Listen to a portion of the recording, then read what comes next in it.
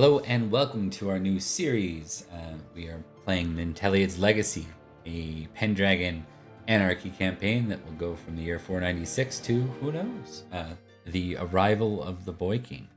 But we will talk about that at a later time. Let's go ahead and introduce our players. If you were in last week and you're confused why you're seeing a different face and name, we have not swapped out a player. But one of our players is absent tonight. So we actually are welcoming a new person. We'll start left to right. We're going to go with you, Wergar, if you want to just introduce you and your character that you're playing to both the audience and well, the other players. I think that would be cool. All right. Anything particular you want me to Whatever you want to say is cool, I think. Yeah. All right. So I'm Kelly or Wergar. I'll be playing Collis, son of Pedivere. A little bit about me. I'm currently active duty in the United States Army. Nice. I've been playing tabletop RPGs in my free time since 2018, so I know a little bit, but I haven't played Pendragon and looking to get ready. And Collis is I guess more of an intrigue or courtly, it seems like he's going to turn out to be. We shall see. One of the funnest parts about Pendragon is we never know until the dice get in there. It's a cool part, and you never feel sad about it. That's the wild thing. Well, like, at least not sad, like mad at not having the agency. But it's the only game where not having agency hasn't made me feel like it's a crappy game, if that ever makes sense. Yeah. Because you still have agency. You're just consulting the dice like they're bones sometimes, which is interesting. Yeah, I feel like I'm playing with my character. Yeah. I feel like I'm my character's conscious, and my character is a very strong subconscious that I don't always get to be in charge of. I swear it might have been on Eric Vulgaris' stream, but someone mentioned you're aiming the torpedo. Now we'll see what actually happens. Like that, as far as you get to aim at what you want, and then we'll see what actually happens. But we'll continue on here. We're gonna go to you next, Drax. If you wanted to introduce yourself. All right. I have been in Open Pendragon here on the server before as Sir Varus. I am playing my new character, Sir Rain. Well, he's not really a Sir yet, I don't imagine. He's still Squire, but he is a British Christian knight. He tries to exemplify all the ideals of the British Christians while not being overly religious. He's kind of a mixed bag on that. I've been playing tabletop games myself for about 20 years. So yeah, he represents the moral aspects, but doesn't necessarily reflect his spirituality. Exactly, and he's currently his sire is Sir Cerdic of Carlion. So I'm curious to see where this goes because I have no idea what my character is going to be doing. I'm along for the ride. We shall see. We shall see. All right, we're gonna go to who's next on. Bird is next in the list here. If you want to introduce yourself or your character, that'd be good. No problem. I am playing Sir Cormac ap Gwerman, an Irish knight, who is without a doubt just a brick house. But he's kind of like one of those brooding brick houses, like something happened and he's like not very personable. And while Rion is the religious knight of the group, Cormac aspires to that. That's fair. So all right, he aspires to that level and has to work at it. I'll get you. So all right, and then we're gonna go to Trent next. You want to tell us about your character? Yeah, hi, I'm Trent. Actually, similar background. I was in the army for 9 years. Obviously the Australian army, the inferior one, but we do our best. But yeah, my character is Sir Gudir. Apjul. I've been practicing my Welsh pronunciations. I probably screwed up, but whatever. He's pretty happy-go-lucky. I'm not going to go into too much detail. I suppose we'll discover him together. But he's a big Welsh pagan lad who he's probably dangerously honest, which remains to be seen. The consequences of that. But yeah, looking forward to it. He's also the cousin of Sir Cormac. My auntie is his mother. Awesome.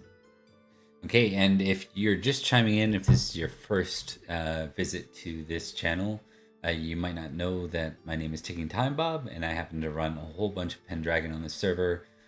We have 3 games in this universe we play with. One would be in the modern county of Winchester. One would be in the modern county of Somerset in England, and then this game is set in Wales, not too far off of.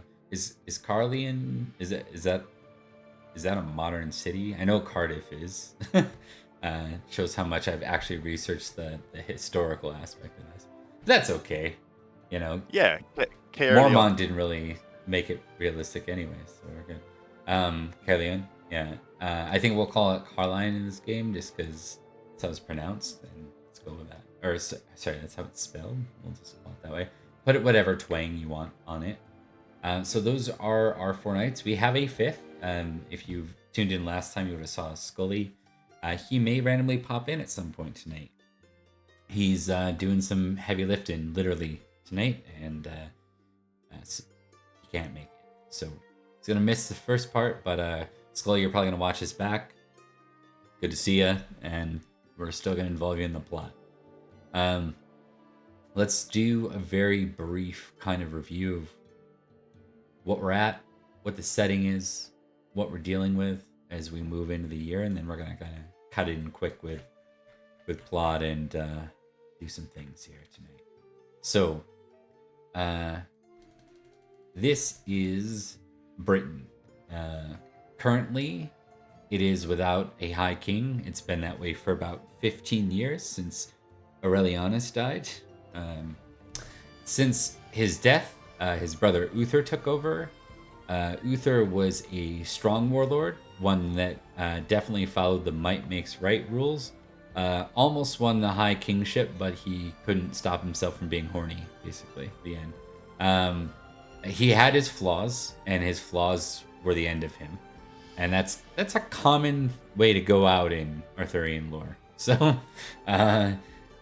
he failed. He managed so much to be the king of Logres, but failed in ever achieving the votes that would be required to rule over Wales, aka Cambria, and northern England, which would be Cumbria. So he is, all in part, he is dead. There was a great battle where the people of Britain fought against the enemy, the Saxons at St. Albans. They were victorious. They defeated 2 very treacherous thorns in their side of Saxon leaders, Octa and Eosa, but they paid a price. All the lords that gathered in the Mott, that's the top part, I always mix it up, they died. They were poisoned. There's a great poisoning. That happened literally last year for you guys. So that this big, great poisoning that happened in St. Albans was last year. For our little zero in now, we're in Escavalon. Escavalon is run by King Nanteleod, of a long line of former British kings. King Nanteleod, until last year, owed fealty to this place called Estragales. They're Irish who have kind of managed to settle that land, and for a while they were very powerful, but their king too was poisoned 2 years ago. The king of the new king of Estragales, his son, King Canon's son, asked everyone who previously owed him fealty and tribute to please rebend the knee effectively to him. Almost everyone told that king to go pound sand, and so now there's a Well, now there's a problem. There's war. So in this last year, there was a great battle in Kyndon, right in your backyard equivalent. All of your knights were there. I did some advanced kind of situations to see how people did. Trent, your sire as a knight, Sir Cadrigan, he just about died at that battle. If not for the fact that he is a true knight, he would have died. So he took 30 some hit points in damage after armor. So he was actually involved with Nanteleod fighting a great Irish war hero. The two of them managed to slay that Irish war hero. And I'll get you his name in a second. But I want to kind of rip through these things and just give you those little bits and pieces of background. So for those wondering who the heck that is, let's go over to the list and walk through your equivalent sires, and we can get going. Okay. So the sires we're dealing with, we have let me just pull up Cadrigan here. I feel like my character was probably singing battle songs in the background while he was squiring for him. Yeah. Cadrigan here, he is pretty rough still. He's a little slower in response. Definitely has some aged boxer vibes to him now after that one. Everyone thought he was gonna die, but he managed to pull through the winter, like surprisingly so. And he's back and standing. This is probably the first time you've seen him standing with much effort. Job, Paddy. Right? The only one who suffered great wounds was...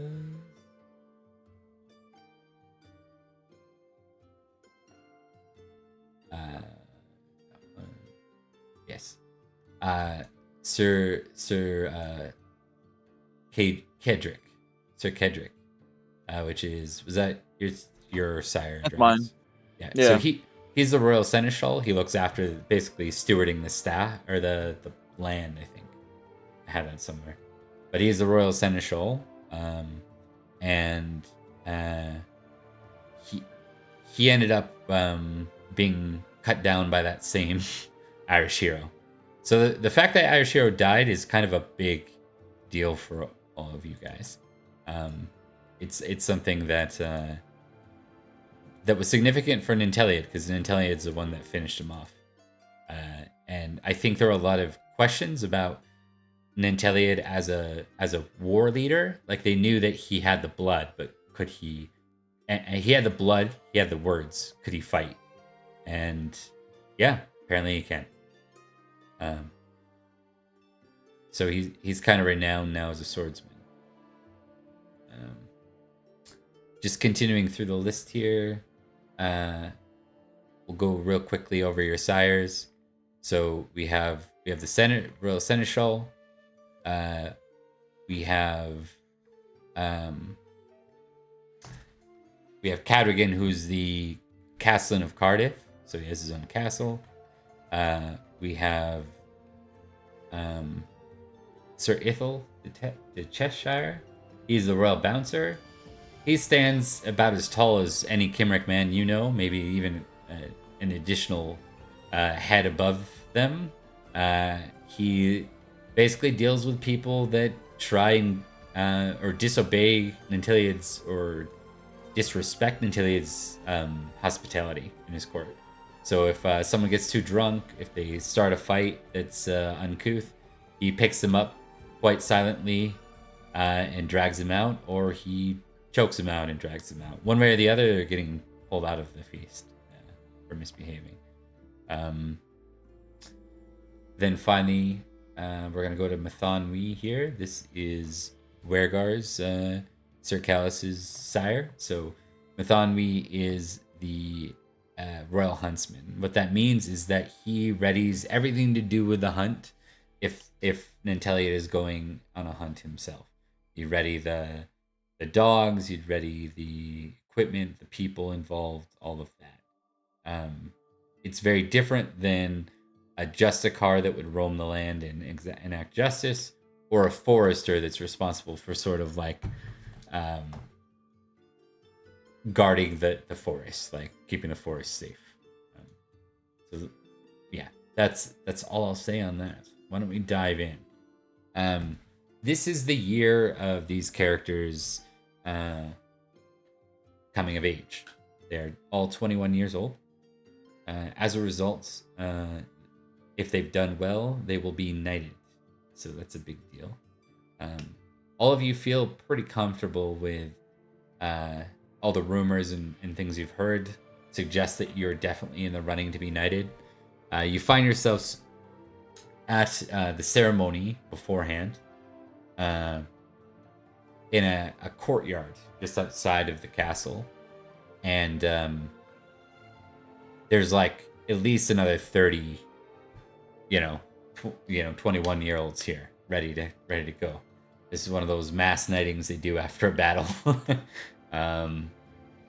Is there anything? Why don't we zoom in on you guys and give you a minute to kind of talk? Because I think you'd all be familiar with each other, but I'm not clear on how well you know each other. So maybe we can kind of address that as our starting point as the camera zooms in.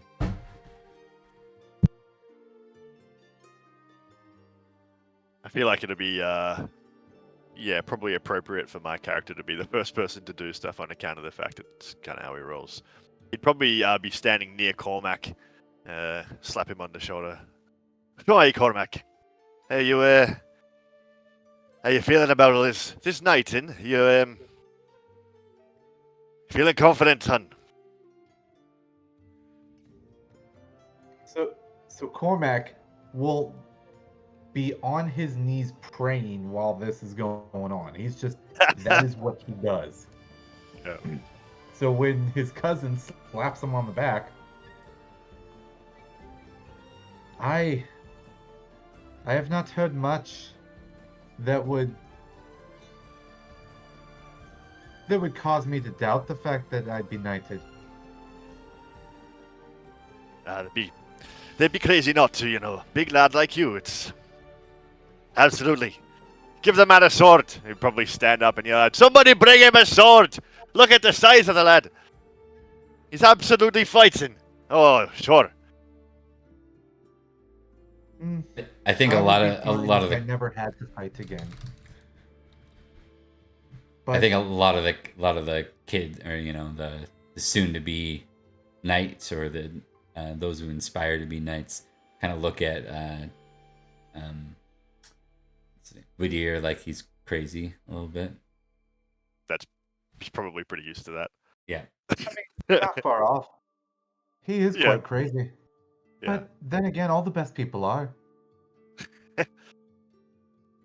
I don't know about best, but well, Cardigan, he's crazy, and well, somebody see him through that battle, so ain't too much of a problem for him. Have to do for me as well. How about you, Corliss? How you feeling, son? Big old lad, get on.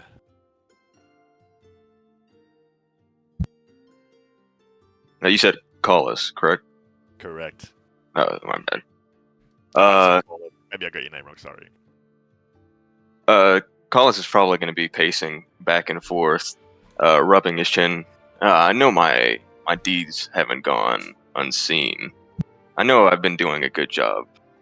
My honor, the loyalty that I've shown,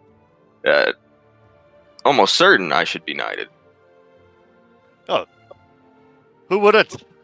I mean, lost a few people in that battle, but we need to get sure that number of people like us fill the ranks, have our chance at dying.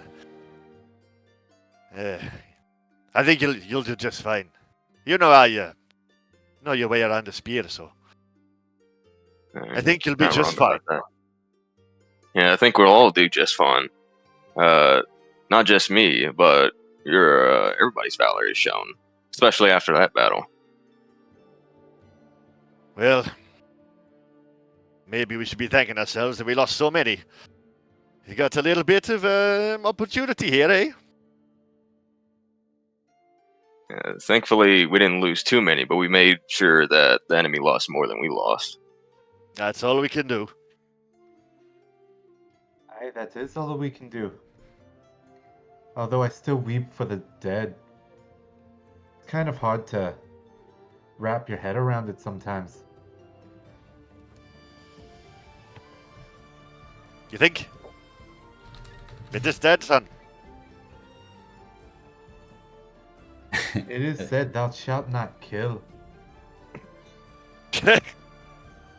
And yet that There's a is our duty. This is a problem with that god of yours, you see. Thou shalt not kill, you say, and yet here you are praying on your knees for a sword. I think, you know, just embrace it. All I right. do what my lord requires. Both God and King Nanteleod.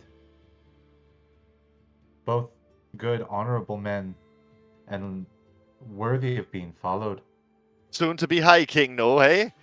Soon to be High King, he says, looking around and looking up at, Same reaction see. as before. Just everyone's like, "What? the fuck? What's that guy Yeah. yelling about?" Yeah. Oh, come on now. Get some energy, fellas. Come on. We've got a knighting ahead of us.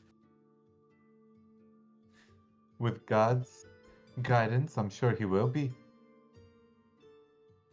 All right. He is the only one amongst the challengers that actually has claim to the title. Unlike the rest of these pretenders.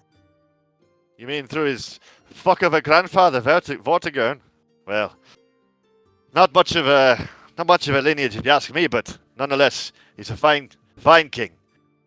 I'll fight under him, that's for sure. Call us when I just had an agreement. That I can definitely say. Yeah, Rain is off to the side watching the spectacle. He's rather amused. Crown to crown, fellas, and he's wearing it. But you can definitely see he's not in agreement with the rest of it. You know, it's crazy or not. You know, speaking facts here. So, yeah. Yeah, I think it's more like people are just like, "What's that guy yelling about?" Unless like the words he's Right. What's he's all making- the ruckus yeah, about? yeah. People are supposed to be like sitting here quietly and nervously indifferent and stuff. But Yeah, Right. most people are doing, you know, they're probably just trying to calm their nerves and they got someone yelling or whatever, right? Because they don't know. They assume if they're here that they're probably here to be knighted, but also with the feast after, not. they might just be invited to the celebration. So every one of them comes with their spurs and their sword and their spear and their horse in hopes that that's what they get to do. You see what is likely a familiar face. Let's see how much you guys know. We'll do recognize rolls. We're going to give you a +8 to recognize on this figure. Recognize. Yeah. he looks a little bit like my king, but I'm not sure. Hey, You said a +8 on that? Yeah. got it without the +8. Look at me go. Everyone got it. Okay, so this is one of the king's royal constables, Sir Lane.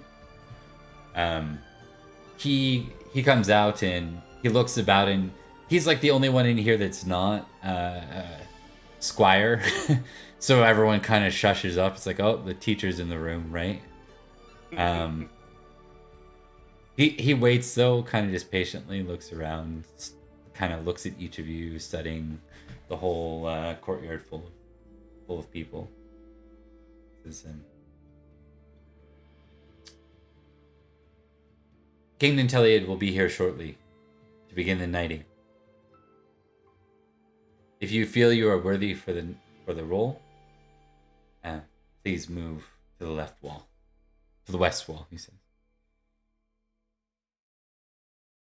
Goodyear will once again clap Cormac on the shoulder and like sort of just, you know, half wrestle him, half pull him to his feet. Come on, lads, let's go, up on your feet, let's roll. He said, and just sort of drag him and probably be one of the first to head over. Cormac doesn't actually fight him on this. In fact, it's only the fact that you can actually see the big man's smile that you know that he does agree with his cousin in this. And so he does stand, and those two standing together are like giants among everyone else here, at least by a head. And the fact that Cormac is just built like he does nothing but work his muscles, just kind of cements that idea that he might actually be getting knighted today.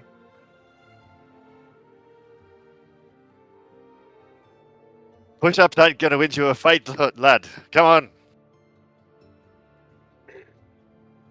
Sir Rain, or Yeah, go ahead. Rain would have kind of taken a moment or two of self-reflection, actually taking a moment to consider if he was worthy or not. You know, he's very modest, so. Okay. But Rain, get eventually, over here. at the urging of the others, then he finally makes his way over, considering that he may be worthy enough.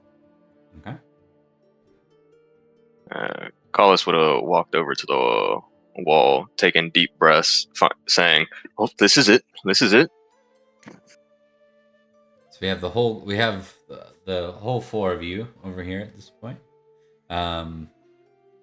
There's a number. We're just gonna test what percentage of others.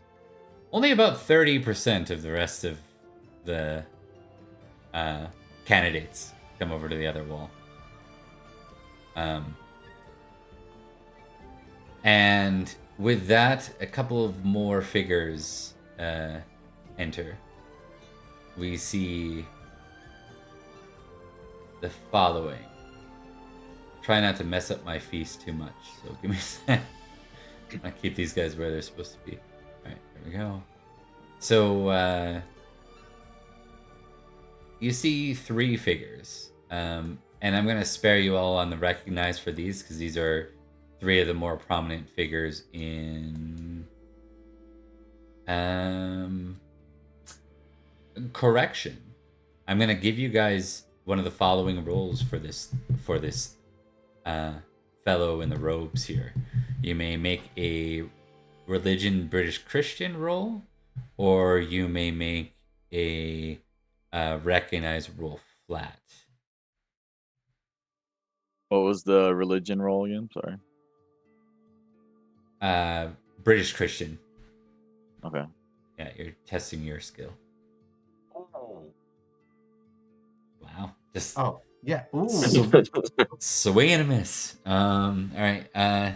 He's a religious knight. He doesn't necessarily practice it. 100%. No, it's good. So this, for the sake of this, we'll just take off the name tag. Some guy. Yeah, some guy. I think all of you have spent a little bit of time in Escavalon. It's not uncommon to see this priestly fellow around Nanteleod. Though at feasts and stuff, he never is. He tends to sit below the salt and just mingle with the knights and stuff. But then Nanteleod tends to favor this guy often for counsel. Nanteleod... Any of you know that He is a that wise man is... Oh, go ahead. Is he someone important? I see him around all the time, but now he's up there with the king He's a again. wise man, but I don't think I've ever had the pleasure of his introduction before. Oh shit, Agreed. king's about to speak. Hold on. Shut your face.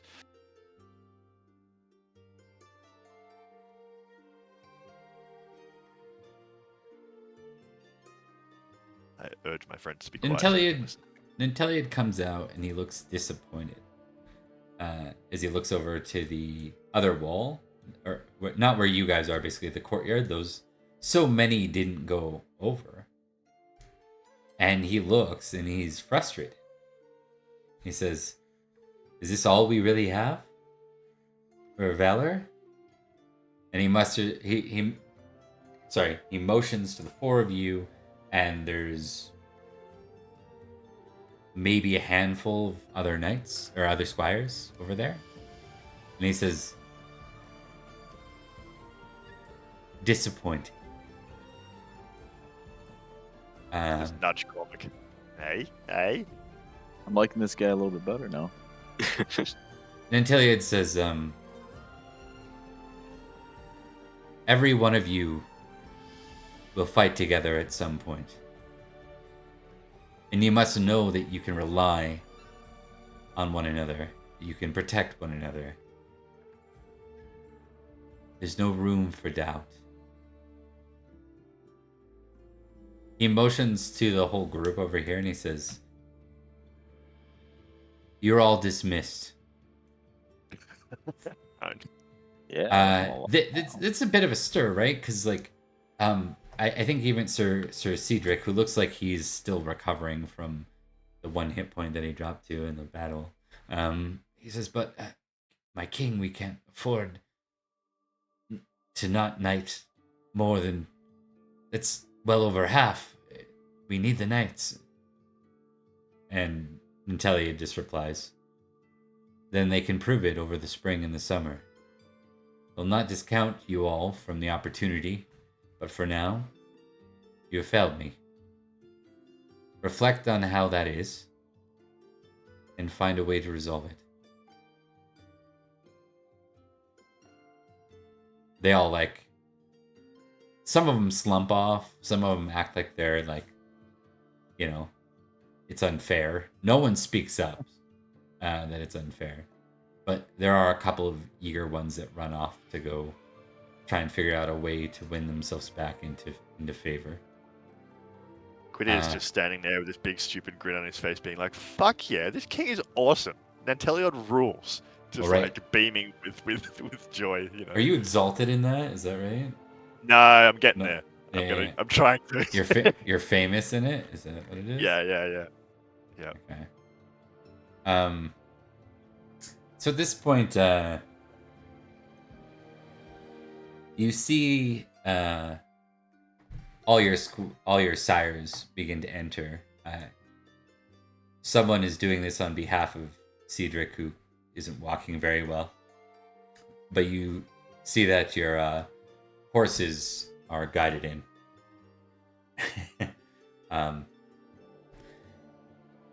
So we will do just like a general, like a folklore test for all of you to see if you can pick up what this might mean.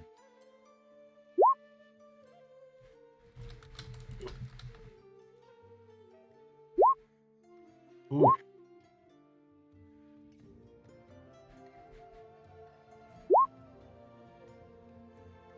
Yeah, you're just kind of like, why are our horses here? I don't think you know. So They ran out of squires, so now they're knights and horses.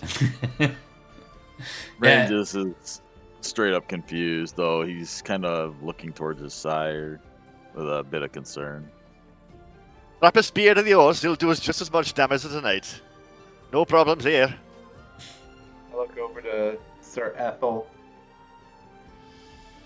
a bit confused, but unless he like gets actual angry, I'll just bow my head and wait to see what happens.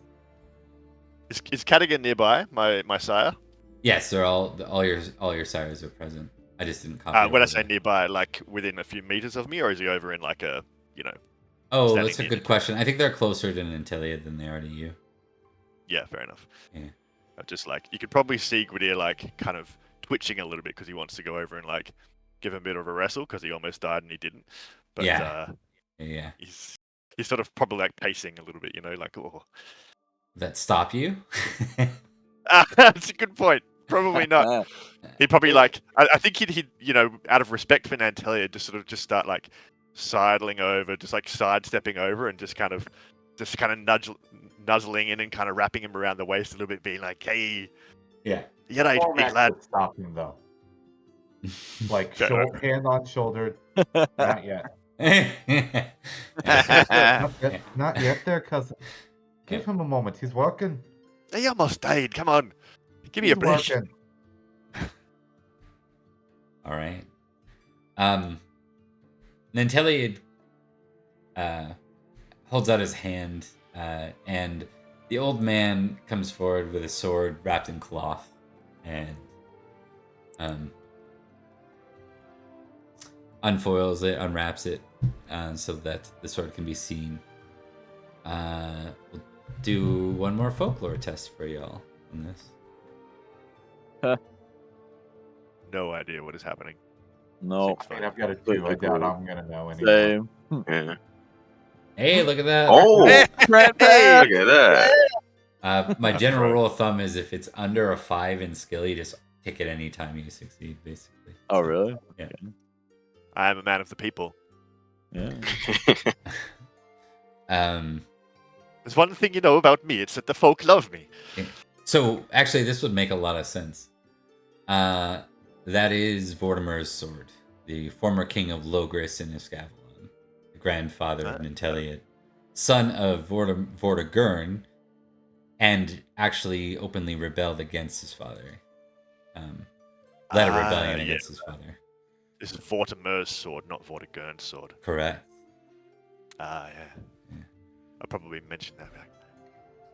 Cormac, it's Vortimer's sword. Fought against his own father. Vortigern, that fuck. Yeah, but he did so out of duty. And No, no, loyalty no, to his people. Vortigern's the fuck. Come on, Cormac, you know me better than that. Come on, boy. Awesome. Okay. As the ceremony takes place, it's kind of a bit of a montage because I don't. It's exhausting to do the full ceremony, I think. So we're gonna go to a couple people. We'll go to like in the montage. I think. Yeah, we're just gonna go left to right in this. So he goes to Collis, and he says, "Kneel before me," and then your sire says your name.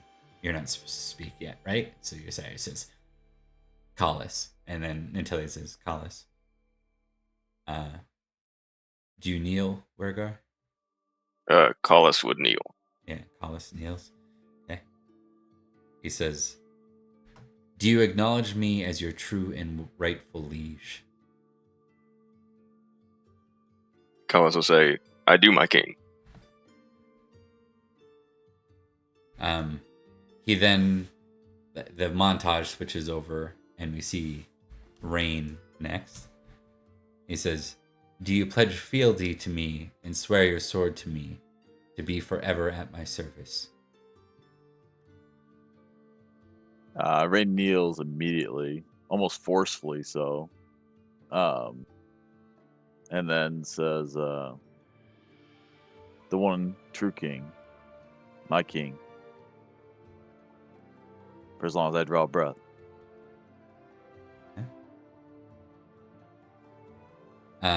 And again in the montage, it's assuming kind of like you're each giving your name, but we're zeroing in on just one element for each of you, right? So the next piece goes to Bert, just going left to right. So Cormac at this point. He says, "Repeat after me. I, Cormac, I do solemnly swear and pledge my sword to King Nanteleod do solemnly swear and pledge my sword to King Nanteleod to defend and to obey him until he departs his demands, or death shall take me." Want me to repeat that? in his defense and yeah, Okay. To defend and obey him in his defense and Nope. at his order until he depart his demences, or death shall take me. until he depart his demences, or death shall take me. And then it cuts over to Trent. So Gwydir, as it zooms in on Gwydir, says, and to uphold the honor of knighthood. And to uphold the honor of knighthood. Nanteleod takes the sword in his hand and he says, "Then I dub thee Sir Gwydir." Fuck yes! Yeah. Yeah. Sorry, hey King. Sorry. We're gonna cut back. We're gonna see who gets whammoed here. Everyone does, but we're gonna see who gets. Apparently, we're gonna continue to show Gwydir in this one. So then you see Nanteleod take his fist and he strikes Gwydir across the face with his fist and says, "Let that be the last time you're struck without due recourse." Is that it? Do yeah, I think so.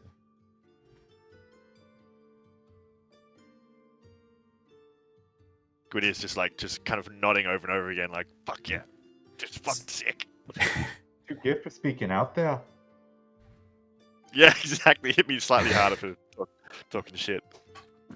All of you are handed your spurs, your sword, and now we'll do a little bit of an intrigue roll for all of you to figure out that all your masters seem to be smiling at this point.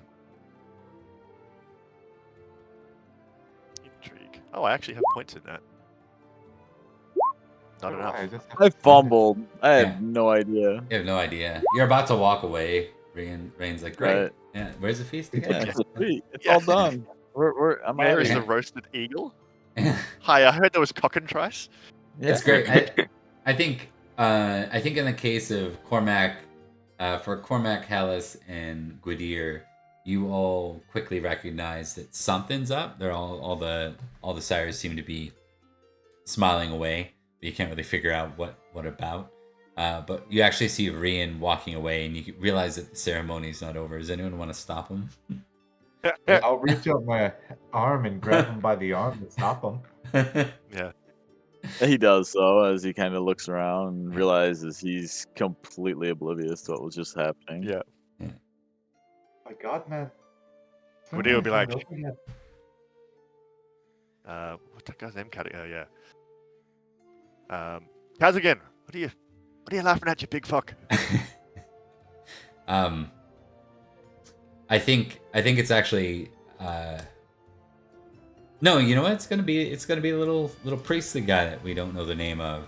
He smiles and says, "My boys," he says, "a knight is many things, but they are cavalry first. Now, claim your horse." With that, you see that Sir Elaine is here, and he's apparently the demo guy. So you see an extra horse. You see him quickly move. He leaps up into the air, kind of, landing on top of the horse very gracefully, and kicks his spurs and begins to ride off. Cool. So you're all supposed to do this in turn. This Gwydir is will gonna be- shove whoever is first in line aside. Oh, you're gonna go first? Yeah. Oh yeah, for sure. Unless somebody physically stops me. No, I don't think anyone's gonna get to you in time. No. No. Thing is, you're a go, my friend. Show us that reckless attitude. Yeah, exactly. Yeah. Yeah. What am I doing? Do I have a horsemanship or something? You are making a dex roll in this case. Ah, shit. Oh jeez. Yeah. We're all so messed. Oh, look at that. Oh, It isn't pretty, Got but you it. get on very nicely. So, Yeah. Yeah. I think the only reason I managed to make it is because I'm tall enough that, whilst the Yeah. leap isn't particularly high, I'm not that far from the saddle. So, yeah. and they're urging you on to try and catch Elaine. So you realize now that this is a little bit of a game. Oh yeah, yeah. fair enough. Yeah, I'm gone. I Okay. spur Okay. hard. What about everyone else? Everyone who wants to go next? We're assuming that others are going. I'm gonna do that whole D100 thing to see the percentage of knights that don't make it, like the extra 5. Actually, hold on. There's only 8, right? That don't. that are there, we'll say. Yeah. So it turns out one of the 8 makes it. The other 7 are like all fumbling to get on their horses. They don't make the leap proper, which is not encouraging. So that leaves you as players. I'll go ahead and roll for it. See what you can do. Yeah. My character will go. He was generous enough to let the other guy go first, so he'll a bit of a go. So, all right. Dex roll, huh? This is gonna be hilarious. Yeah, no. Okay. Yeah, you don't like flop, but you like try to get up and you're almost up and you like slip back down basically. Yeah. It's not a fumble, so it's not awful. You're just struggling Right. to get up there. You can keep rolling dex till you pass, and it's just like the amount of time that Longer time that's taking me to do it, yeah. Is anyone else who else is getting aboard there, mounting their I'll horse? also get a running start and then try and jump on the horse. Absolutely. Let's see it.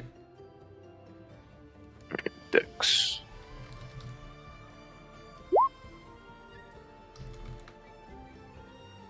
There you go. All right, you're aboard.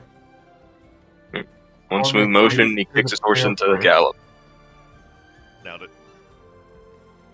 And what about we haven't heard anything from Cormac yet. What's Cormac doing? Cormac says a prayer first. Very, very obviously he's praying to God for help. But then he tries. Yeah. God hates you. Not surprising. Yeah. It's not encouraging. It's like watching Eddie Hall try to do something athletic. Yeah, true. And the next one though, so that's good. Oh, then crit. Yeah. Front flip. Yeah. He's all fancy on the second attempt. Second time he just does it. He just lifts his leg up high and throws himself. Yeah.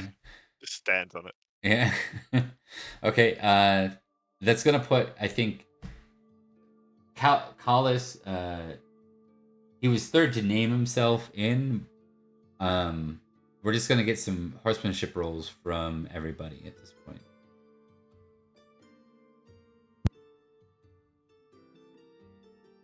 God, please help me. Go team. Get him, Cormac. Uh-oh. Cormac seemed to upset the horse when he got aboard, and the horse hasn't quite thrown him, but it's fighting you to do what you want it to. So I'm very happy with you right now. Nope. Having jumped on it as a 130 kilogram man. Yeah, right. So you're managing to make a good pace against Sir Elaine. Like Sir Elaine's still well ahead of Gwydir, but Gwydir, you're actually tailing him. He's basically going around the entire through Carline. It seems to be sort of like a little bit of a game, right? As all these horses ride through. We have Callus and not terribly far behind, and then Rian and Cormac kind of bringing up the leg here. So back. Cormac is definitely last. Yeah, you're way back. Yeah, yeah. Your Rian did get a successful one, so he's catching up, but he started with a failure. So, and we're gonna do it one more time, folks. All right. Get back here, Elaine. I have the power of the horse god behind me. You're never gonna get away. I just fumbled. Cormac, they're both dead. 2 fumbles. Cormac. Maybe Ryan comes off and then Cormac stumbles over him like his horse. Right. Rain's horse. Yeah. Yeah, I think this might be an accident with the two of you. Give me a D6 each.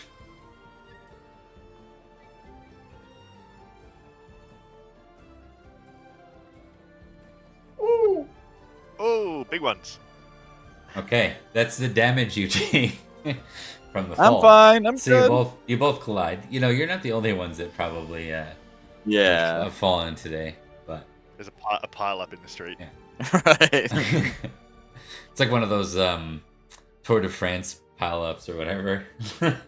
Yeah. Okay, and we'll get we're gonna do. I'm just gonna test this again. Oh, and what did? Yeah. I got a 2. So. No. We'll do one final Ow. one just for Gonna Gaudir. hurt. Just for Gaudir at this point, because you're the only Cool. one that's been succeeding still. Yeah. Power my steed, Rhiannon. Off we go, lass. Yeah. The pace car, aka Sir Lane, he comes in like well ahead of you, but you're by far, I think, the front runner out of the race. So you're gonna get you're the first one on the horse. We're gonna give you a total of 60 glory for that, Trent. Nice. Yes. Pro. Those who made the horse in the first try, which is gonna be Kalis, you get 10 as well for that. Nice. And all of you are knighted, so plus 1,000 glory that you can choose here. Yeah. Nice. And it is 496. It is 496. Yeah. All right. As the event of the horse race kind of winds down, things move to the next planned event, which is the Carlian Feast for you guys. This is basically leading into the Easter Feast, so that's what this is. This was an event planned around Easter. That's why so many folks from other parts of Escavalon are here and present. And you are all knighted, so we actually get to play the actual feast game tonight. Yay. We We almost had you, Elaine. He's our You best. crafty bastard. Elaine smiles. I should do a quick intrigue roll for each of you, real quick. See if you Straight? know, yeah, it's a rumor thing. Okay. Hey, Cormac, what are you Nope. doing, bro? Come on, mate. He's Get just all so those out of nervous, the way early, yeah. Yeah. And then we just need. Correct me if I'm wrong, but when you crit Three. fail, like fumble, you get like you get to take whatever it is you're fumbling on, right? Not fumble. You have to crit success to get a tick, I think. Yeah, That's yeah. right, but- Fumbles don't give you anything good in during the game. Yeah. Speaking of which, does Cormac get 10 glory for critting his dex on the second go? Yes. Yeah, he does. Yeah, Nice. anytime a crit happens, you get your base skill as glory, Okay. or your Wicked. base statistics. I passed the intrigue. Okay. I did not. So, I think what I was looking for specifically there was a crit for this one. Oh, I didn't get Nope. There's a rumor that Sir Lane is the son of the Archbishop Dubricus. Oh. Am I aware of that? Am I aware Bastard of that son. rumor? Yeah. Archbishop Dubricus. Who is present. Oh, yeah, that guy up there. So, Roman Christian, British Christian. Oh, I see. Yeah, Yeah. yeah. Am I still talking to Elaine or like near him in some way? You could be, yeah, on the way in, absolutely, because you were. Yeah. Don't mean to cross any boundaries, sir, but somebody told me that you're a son of Dubricus. Is that true? If the rumors are true, you make a career out of crossing boundaries. Yeah. This is a smile. He doesn't answer the question. He just leaves it at that. But it doesn't seem like he's offended. It seems more like he's just calling you out. Yeah, for sure. For literally crossing a boundary. Yeah. Why don't we get some? We'll start with some app rolls. So this is appeal or appearance in the 5.2 version. You are testing to see where you land. Put me with the Cormac, dogs. you will be below the sea salt. Oh, nailed it. Nice. I fumbled Oh. again. Okay, roll again, Hey. Drax, when that happens. You guys suck at this game. Just saying. Oh, this is typical for me. Sorry. Yeah. Just metagame point. I apologize if I'm overbearing. Please feel free to raid me, and my character is No, overbearing. Though. yeah, it's a good point. Like you're playing specifically overbearing character with a high recklessness. Yeah. So that's right. So please, if I'm dominating too much, just let me know. I'm not going to be offended. I think it's been good. So normally the way this works for Rain, so the second roll, when you fumble, the second roll determines where you would normally have sit, which would have been below the salt because you failed. But then it's -1 seat because you failed, so you're actually on the floor for your starting seat. It's like it's one of those things where it's like, oh, did we forget 1 seat? Like, oh no, it's I'm just being modest. I'm playing it off. Oh no, you're modest. You're okay. Okay. I'm being the modest, temperate knight. Yeah. Yeah, for sure. So you're gonna play that out. Yeah. And then I didn't put Callus anyway. Callus is near the salt as well. No one critted, so no one's above the salt, which is good because then you don't get to roll cards, and we don't need to start there. Yeah. So the feasting mechanic in Pendragon has its own lovely piece. You can kind of read over here if you want to learn a little bit about it. But the important part right now are what can you do as actions. You can do everyone's favorite action. You can draw a card on your turn. You can draw more than one card if you have the glory, but you won't be as starting knights. You can intrigue or gossip. So you go around and you try and get information. It's usually helpful if you have a specific person that you want to talk to. Otherwise, sometimes the feast cards can draw those things. You can game. So if you literally don't have any other ideas, you can go game for a little bit of Librum. Like you can gamble, or you can just game for fun and get ticks on your gaming skill. You can flirt. If you're single or if you're not, you can flirt, and that's part of the game. You also get cards that will pull that stuff in your way. And then finally, you can just be a good guest, which can either be helping everyone else have a good time, which is a temperate test, or drinking a lot and making merry, which is an indulgent test. And those are pretty much your options for feasting. So,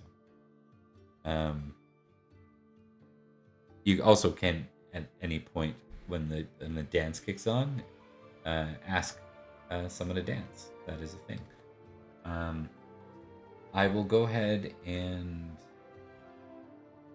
Oh no.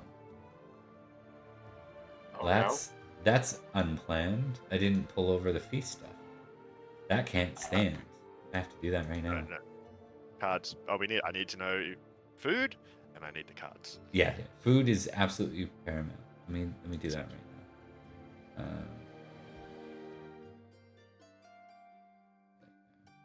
Feast in Salisbury. Well, now, Cormac, we've made it halfway there. Now I've got to get myself some kind of children. I expect I'll be dead soon, so like my father before me, and well, his father too. Early kids, otherwise, well, that's the family way. Off to wandering with us all back home. I didn't know if that's the route you want to take. But who am I to stop you? I will admit there are many a fine lady here that might be within your reach this evening, especially given the newly appointed knights among us. Well, let's be honest, I'm not likely to be getting any of the fine ones, am I? Just, let's not be above our station too much there, Cormac. Give them a bit of your song and see how many come flocking to you. Well, that's cheating now, ain't it? Can you guys see the feast cards? Yes. Yeah. The deck? Okay. Yep. All right. Whenever you're ready, Trent, you may act as the first one. Oh, yeah. Feast me up. Draw one card. Yes. King of the Bean. Give me King of the Bean. Oh, where is it? It's down here. Now I've got to... Oh, God, what have I done? Draw it and not just pull it. And then I put it here? What do I do? Double click? Click. Drag. Aha! Hey! Hey! Fucking nailed it.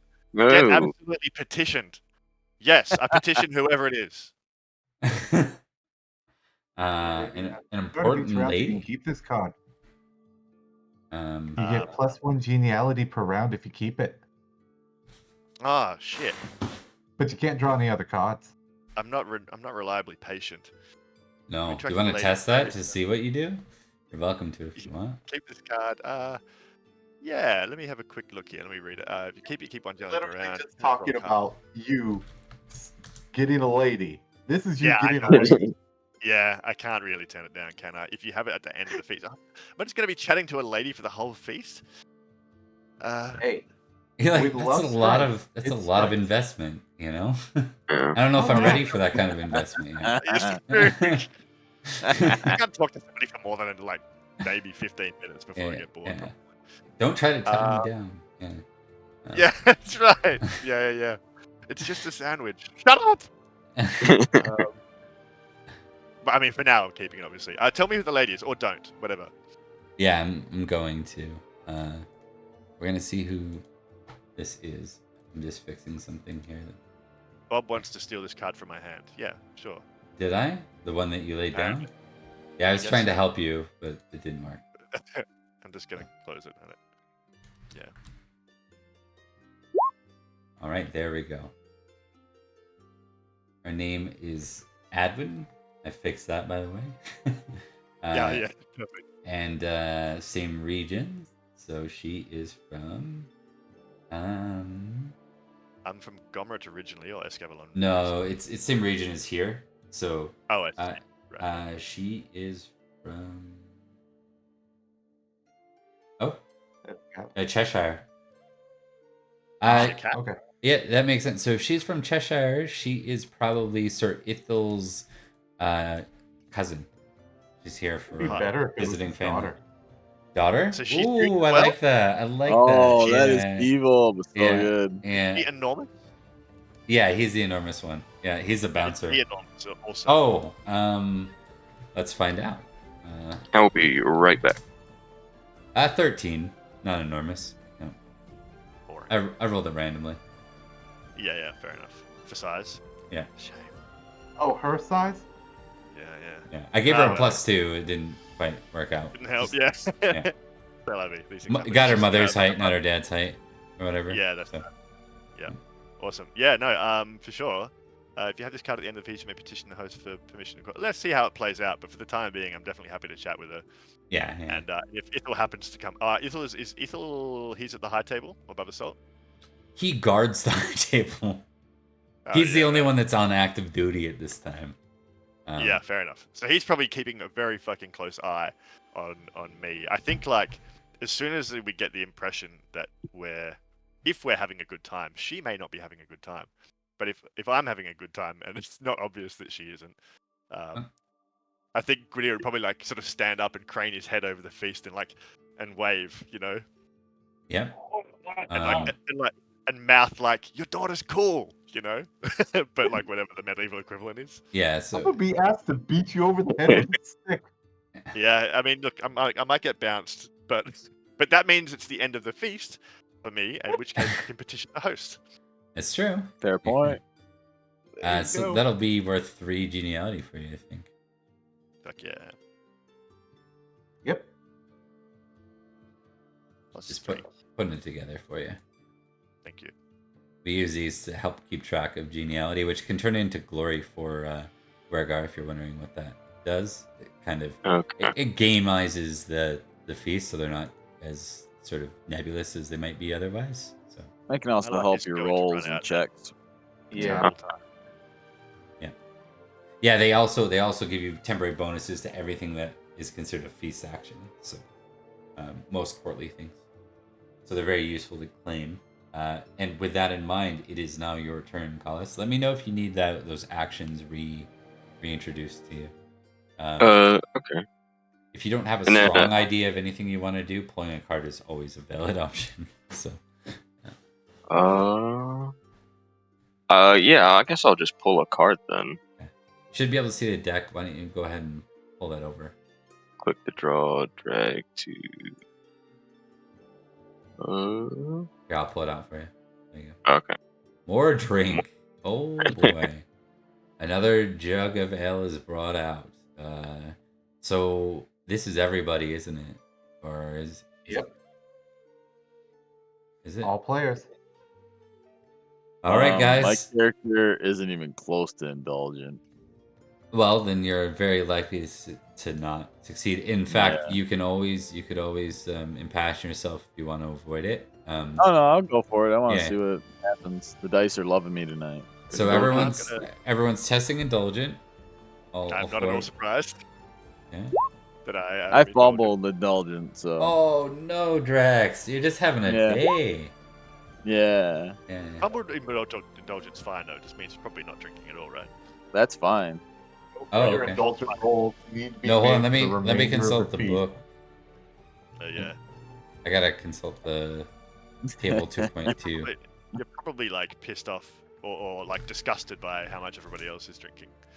That and annoyed by my own issues with the chase too. Yeah. Oh yeah, fumble means no further indulgent rolls need to be made for the remainder of the feast.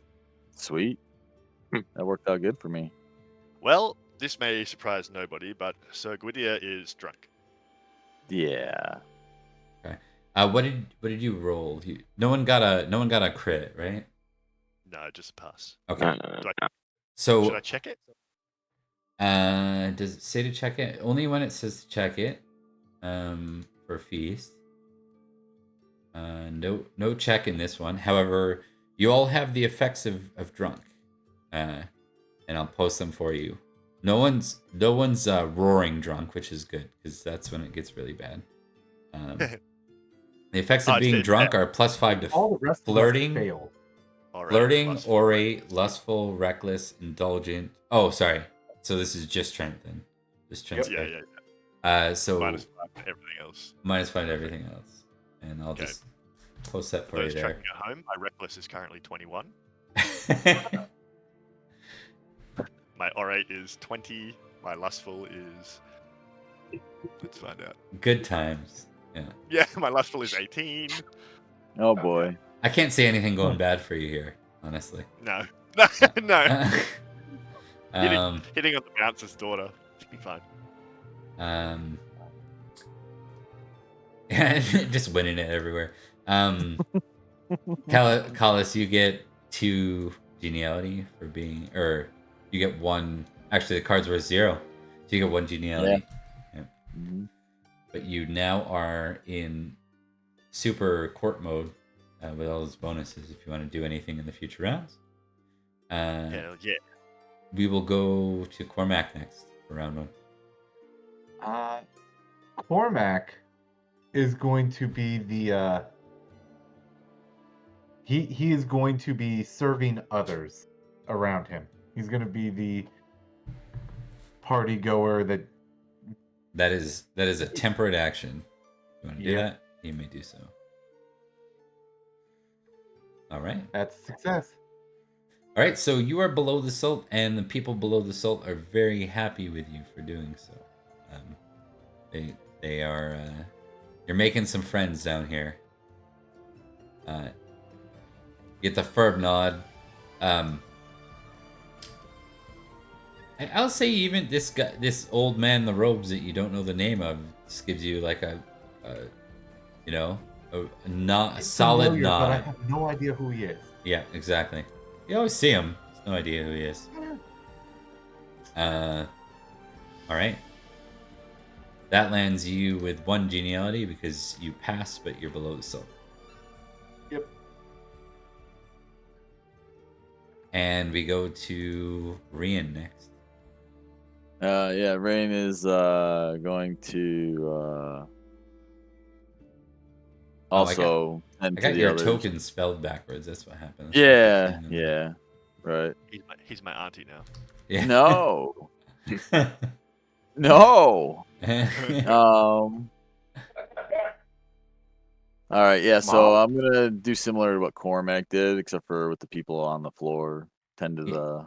Okay, like the squires and stuff. Yeah. Yep. Squires, the dogs. Feeding the dogs. Yeah, why not? Dogs are awesome. Yeah. Dogs there we go. Yeah, works out. Yeah. Hey, look at him go. You gotta exemplify the faith, right? And we'll say, because you end up you have a -1 geniality for being on the floor. That's just how it goes, right?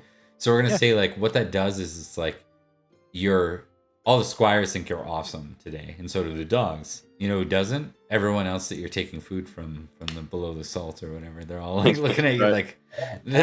like, what the hell's this guy doing? So it's Yeah. yeah. It's But alright. it nets you at 0 geniality. So That's cool. Yeah. better than negative geniality. So I mean, that sounds like what Rain would be doing. So yeah, it makes sense. Yep. All right. Oh, you're keeping that up there. We're gonna move right into the next round just because nothing big's happened yet. So round 2 at the top, we're gonna go back to Whittier. Yeah, cool. So I think he's probably like in the middle of, of humming some tune to what's his name, Adwin. Yeah. And he just sort of, reaches the end of his tune and sort of, I'm not sure what her reaction is. If she's appreciative or whatever, and he's like, "Wait there!" And he sort of stands up and probably goes straight over to Sir Ithel. Oh god. Oh no. And punches him in the head. Give me your daughter! No. No, he says, hold on, where's my accent? God, I don't have this one down at all. Sir Ithel, your daughter's, she is quite fine, but, I mean, I don't want you to kill me. Do you want me to stop spending time with her? Or, I'm pretty... I'm fairly tall. If we have kids, they'll be big. Good nights. How's your night going?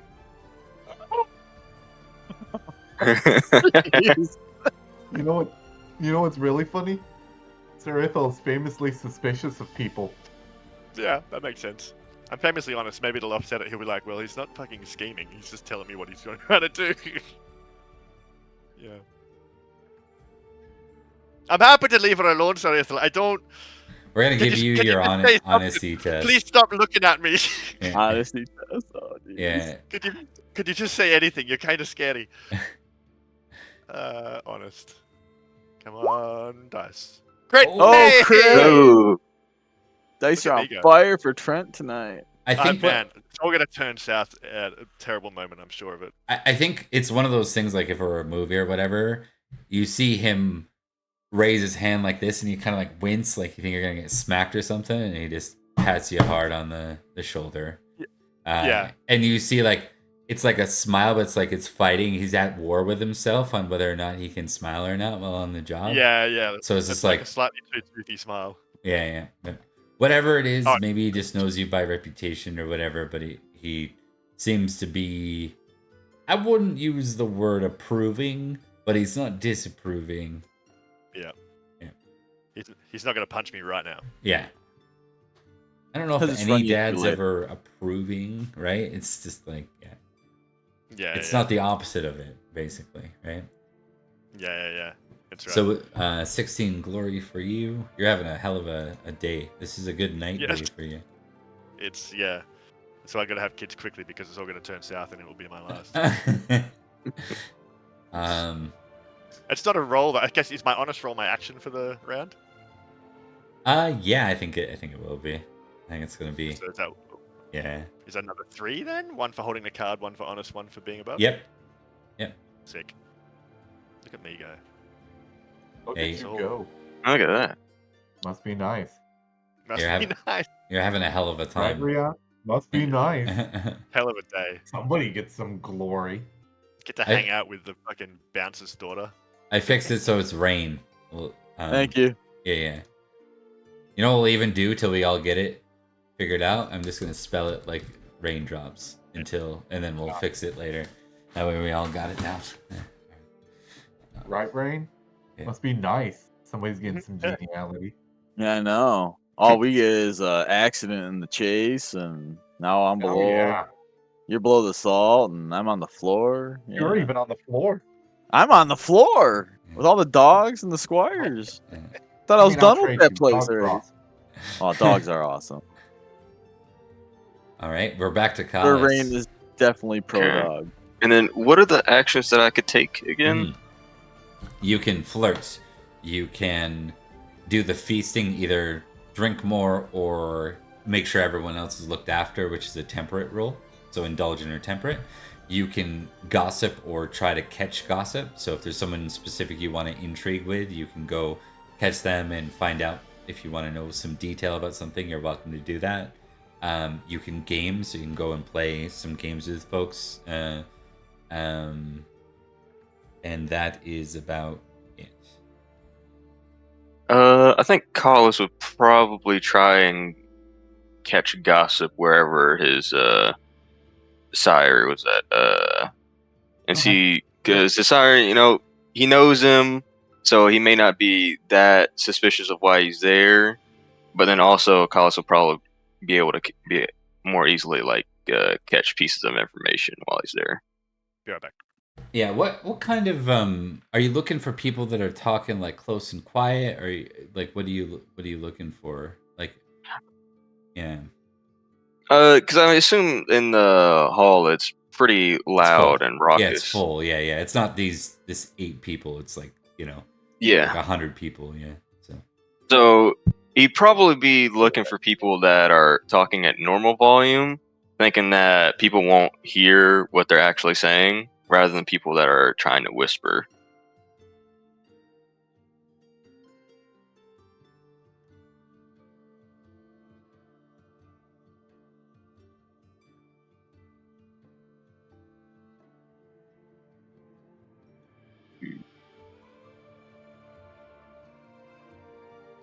And that's a intrigue roll, correct?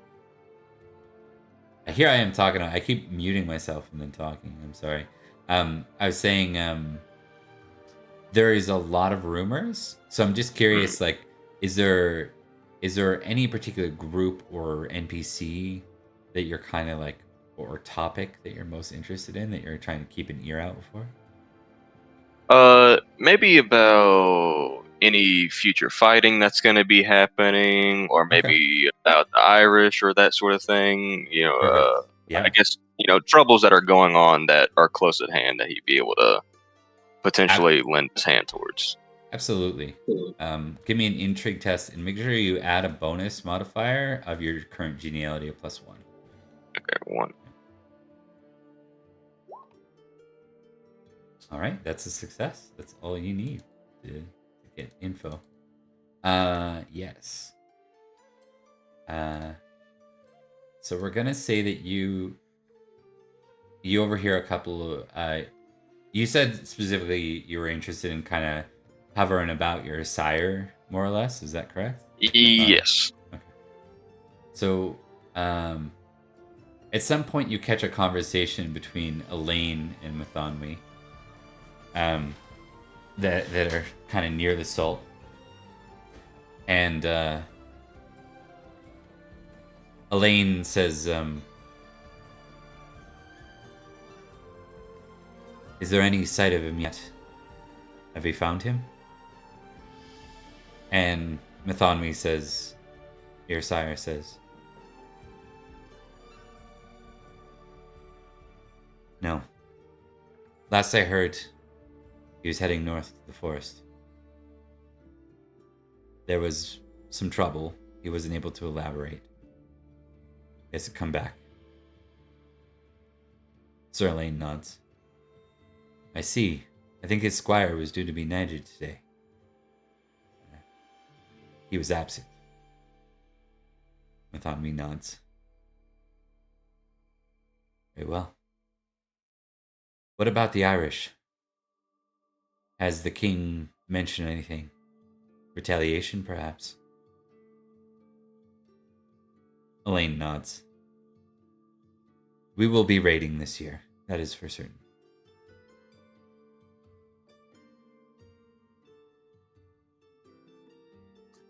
Nanteleod thinks it's best that we pay service back in kind.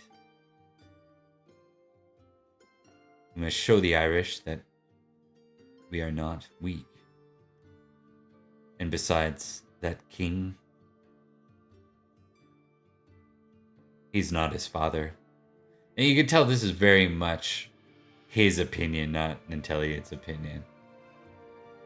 And we'll say, because you are a little bit intriguey, Wergar, we're going to say that your character knows that 2 years ago the Irish king died, King Canaan, and that is why Nanteleod was asked to bend the knee to the sun, and he didn't, which is why they assaulted you guys last year. You don't pay tribute to the people that ask for tribute. Sometimes they show up in raids, other times they show up with armies. This is more of an army than a raid, and you guys managed to fend them off. And that'll be your round for now. If you need to know any info out of character or any assistance, let me know. Okay. Yeah. We are gonna jump to Cormac now.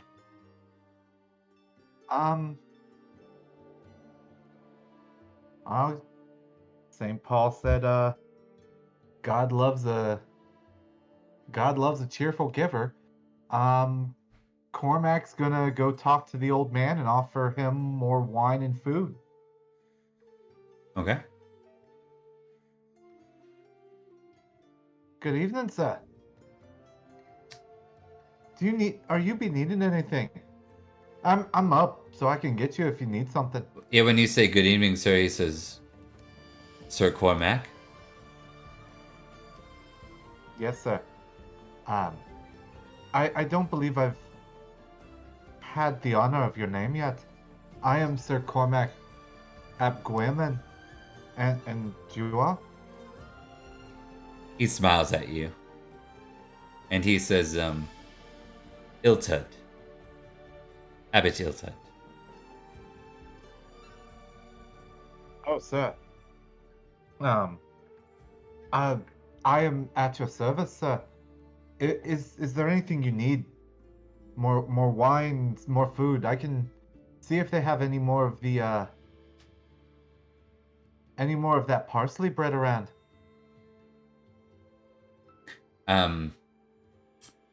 Give me a temperate roll for this one.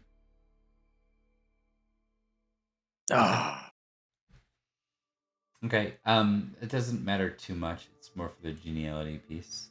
That's a test for. He says to you,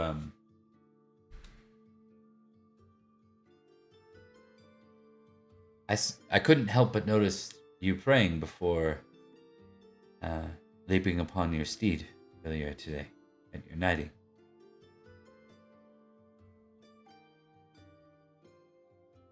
I've never been much for the horses. Is Ever it since my fear? Is brother's it fear death, then that drove that?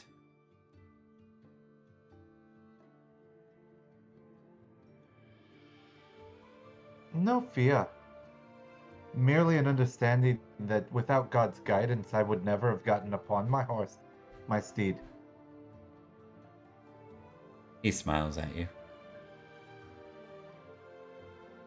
I am in no need of food nor drink today. I am fasting. But I thank you very much for the offer.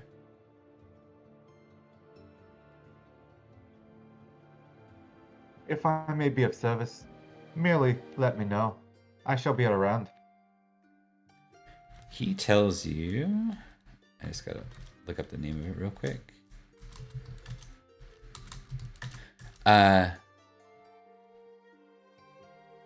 He tells you... how did you say that? I'm gonna try this once, Trent. We'll see how it goes. How do you say the double L works at the beginning of the name? Okay, so it's slightly It's like- tricky. It's a cross between TH and L. It's called technically an aspirated L sound. Yeah. So it's like you start with an L, but then you breath past it. Okay. Like fluel, Well, fluel. I'm Yeah, blue. No, I'm not gonna even try. fluel. He says you can find me at Lan Iltid. It's in the Nain Forest. Should you ever be in need.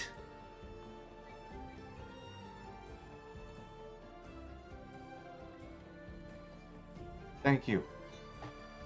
I will most certainly seek you in need. Or simply just to talk. He'll nod to you. And then one of the one of the other like young newly knighted people slaps you on the back as you're walking away, and he kind of laughs at you, and he's like offering a living saint food or wine. He says, this old Cormac, I thought you knew better. And he continues on. You want the name of that knight? Is that gonna bug you? Yeah. Yeah, okay. 'Cause I'm sure he hurt his hand slapping me on the back. Yeah. Einian. His name is Einian, and he's from a neighboring region. And he's a bit of a coward. Mm-hmm. We'll check the Midlands. Oh boy, interesting. Oh. Okay.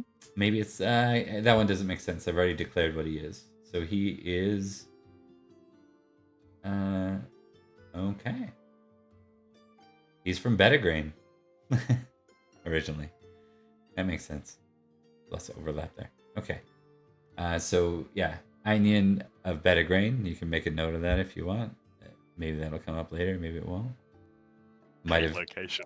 The location where he's He from really matters. hates that location. The fact that he is Einian the coward, yeah, that matters. Yeah. Yep. You're gonna make a fine steward one day as a knight. Yeah. Somebody who's If he not. doesn't piss me off first. Yeah. But he's on the road to do it. Okay, we're gonna continue on. We got you your one geniality, and then we go to Rain. Why did I get one geniality? Because you're you're below the salt. Never mind, you don't. Yeah. Rain, having tended to the needs of the people that were on the floor and the lovely dogs, is going to draw a card this round. You can't while on the floor. Oh, that's right. I forgot. Yeah. Okay. Yeah. Oh, that's the best part of the card. I know. Let's see. Then It's not just a see. fumble too. You have to fumble then fail in order to Yeah, end up on the yeah. floor. Well, and I totally did. So I don't have an issue with that. I just forgot. Which is bad luck when you have a 13 in the skill too. But Yeah. 13. It's a typical game with you. That's why. Yeah, it's fair. You have bad luck in my games. I do. It's so bad. I'm just gonna play some games for fun. I'm completely horrible at it, but yeah, my character's gonna kind of relax a little bit. Sounds good. Okay. So you just probably board play gaming games with and- yeah. Okay. Play games with a couple of the other knights that are displaced. passed. Oh, look at that. Nice. I got a success finally. You can tick that because that's an action. Sweet. Yeah. Awesome. I'm turning into a gambler. There goes the downfall of the religious knight. You didn't gamble. No, The friendly, no, it's friendly quite wager. fun. Yeah, Yeah. This was fun. that's how it starts. But we'll Yeah. Increments, point at a time. we're gonna go to round 3 at this point. Okay. You managed to keep yourself out of negative geniality. That's good. Yeah. We're back to the top of the round with Whittier. Gwydir is tugging at Cormac's sleeve with a lute in one hand. Are you sure you want to do this? Of course I want to do this. What do you mean? Get up! Come on, Cormac. And I'll drag him over to sit him. I have to go all the way below the salt. Gross. I'll go Yeah. down and get him. Are you willing to Drag do him that? Disgusting, but for this occasion, for love, I will. For love. Yeah. And I'll slap the lute in his hand, and I'll whisper in his ear and tell him to play just like a really classic, Welsh Careless Whisper. Yeah. I got you. Cymric love song. Yeah. And something that we've played together in the past, because I'm drunk and I'm going to fuck up the singing part. But Okay. Are you addressing this to the whole court, or is this like a? What about the lady in you? What does that do for this one? The what? Sorry, the lady card. yeah. Doesn't do anything. Okay. I just keeping the card. I'm just gonna sing to. Yeah, I'm yeah. gonna sing to her, but I feel like being A, drunk, and B, me. There's no way that I'm not singing loud enough for everybody to hear.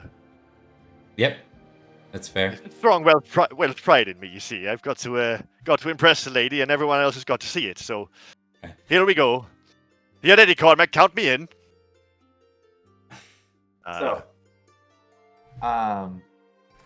So since I'm playing for him, and Yep. he's family, and he's family, impassion yourself. I would like to impassion my playing. Okay, let's see it. Ooh. Because I want to help him as best I can. Hey. Okay. Sing me a song, All Piano right. Man. Okay, so I'm gonna roll singing, but I'm at -5 because I'm drunk, but +6 for geniality. Is that right? So +1 total. Yeah. Roger. Should I wait until he does his Yes, losing to because see? it might matter. Maybe modify. Okay. All right. I have a +21 to this roll. Let's see what happens. Yeah, I'll do it. That'll do. You meant you had a 21 to the roll, not a +1, right? Yeah, correct. Oh, I had 21 to the roll, not Yeah. +21. I was like, because otherwise you wouldn't be able to roll a 5. Yeah. Okay, so that's going to be worth a +2 bonus for Widir For me? in this moment. Yeah. Yes. Give me that crit. Ah, never mind. I sing. I definitely sing. Okay. I'll allow you to decide whether you're going to tick singing or flirting, but we're going to give you a flirting test now with a +5 bonus. +5 from the singing? A +4 from the And singing, +1 from the musical accompaniment. Yeah. Okay, yeah, so +5, but I'm +5 for drunk and +6. So Yeah, plus... yeah. So just +5 from that, and then +3 or plus whatever from the geniality. Yeah, you're going to be in like crit mode, I guess, aren't you? No, my flirting is 3. Not my jam. Okay, so it's +16 to the flirting roll, which means I can still fumble it. Damn it, no fumble, but I passed. Okay. Whoa. All right. So the night's going well for you. Everything's going pretty decent. Everyone's coming up good here. Yeah, for sure. I think your sire comes by, midway through it or like towards the end, like pats you on the shoulder and leans in, and he's like, I take it easy on that. Motions to Ithel and then keeps going. Yeah. You're still breathing, you big fuck. Nice to see you. Yeah. And just completely ignores the There's a hit that comes off. Yeah. Like the hand comes off the loot, hits you in the arm, and then goes right back to playing. Yeah, that's fair. Yeah. So goes over well. Cormac, do we want to count that as your activity for the round? I think we kind of have to. Are you okay with that? I kind of think we have to. Yeah. I'm sorry. I stole your guy. That's going to net you a geniality for that. And then net you a tick on generous as well for helping out here. Thanks. For surrounding. No, not you, Trent. No, sorry. I'm saying thanks to him. Yeah. Oh, yeah. Okay. It was absolutely selfish of me. What are you doing? Stop it. Come here. Cormac gave up his round to help a bro out, so yeah, exactly. Help a cousin out, not a brother. Or family. Yeah. Well, I was using bros and brother, but yeah, I forgot you were kin. Help kin out. Kin. We'll call him it. I think maybe briefly, if you'll allow me, or probably at the end, I'll be like, probably head over to Ithel again. Yeah. Ithel, listen, I'm not a prudent man, sir, and I respect you a great deal. I just, if you, I need to. Well, I'd like to spend more time with Adwin, of course, but it's a little. Well, please just make sure she doesn't come home with me because I don't want to disrespect anybody, Ethel, because I'm not Oh no. not a very good person, and I just No. I just want to make sure that I'm trying to do the right thing, sir.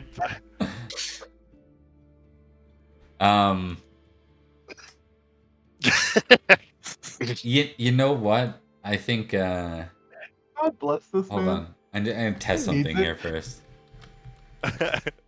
Oh no.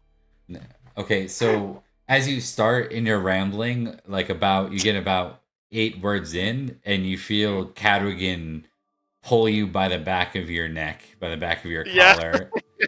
Save there. Yeah, yeah. Um, And I'll be like, oh, Yeah. hey, still strong. Good to see. Irish didn't take too much from you. Now, he's like, he says, if you want her hand, petition the king. Madigan, she's gorgeous. You've got to keep her away from me. I'll keep an eye on you. Sire, and thank you for everything, by the way. I'm so grateful that you've managed to bring me all the way here and get me to be a knight. Just like gushing, and I love you, Cadigan. I do. It's my father died many years ago. Draws him away. Yeah. He's so wasted. He's so wasted. Yeah.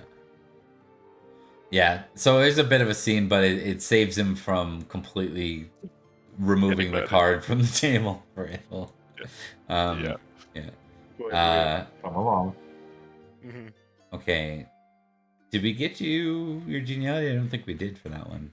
No, I guess it's another 3. He gets another 3. God damn it. God damn it! That's a lot. Yeah. 9. Yeah. I'm gonna get accent. Don't worry about it. Or probably Irish, actually. So we're gonna go to Callus next. Alright. Can I pull another card? Or are you only allowed to pull? Pull another Yeah, you card. can pull a Hold card on. every round if you want as your action. Okay. Yeah.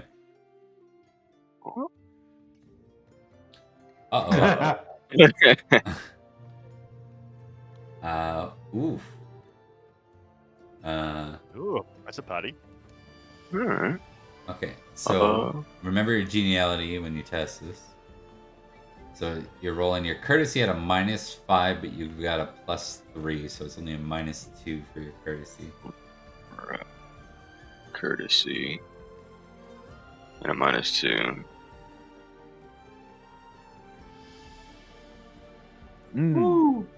Uh-oh.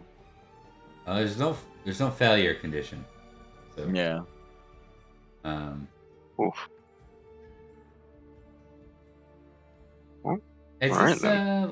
let's see what this is. I think you run into someone, and it's one of those things, like I see this all the time, but it's like you run into them. It's neither of your fault. You both weren't paying attention. But were you drinking before? Did we establish that or not? Did you have drunk? You were sober. Yeah. I rolled the more drink, but I failed it, so I was sober. Yeah, you're sober. So it's just your manners in this particular case. It's the way you feel it's this person's fault. Like they bumped into you. Like you, maybe, what was the feast again? What do we have up here?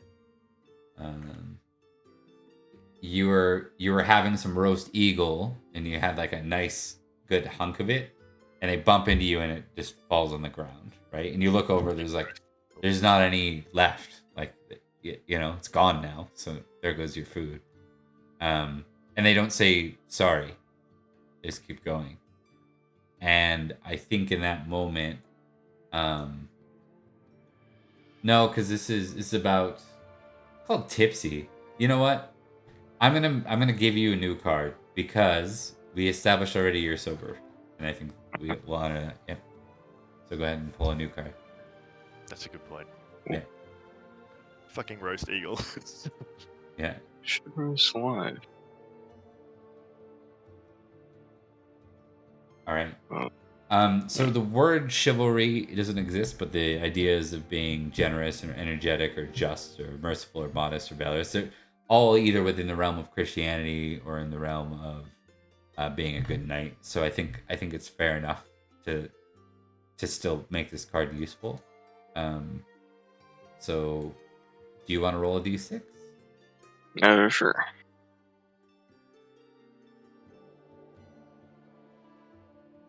Five.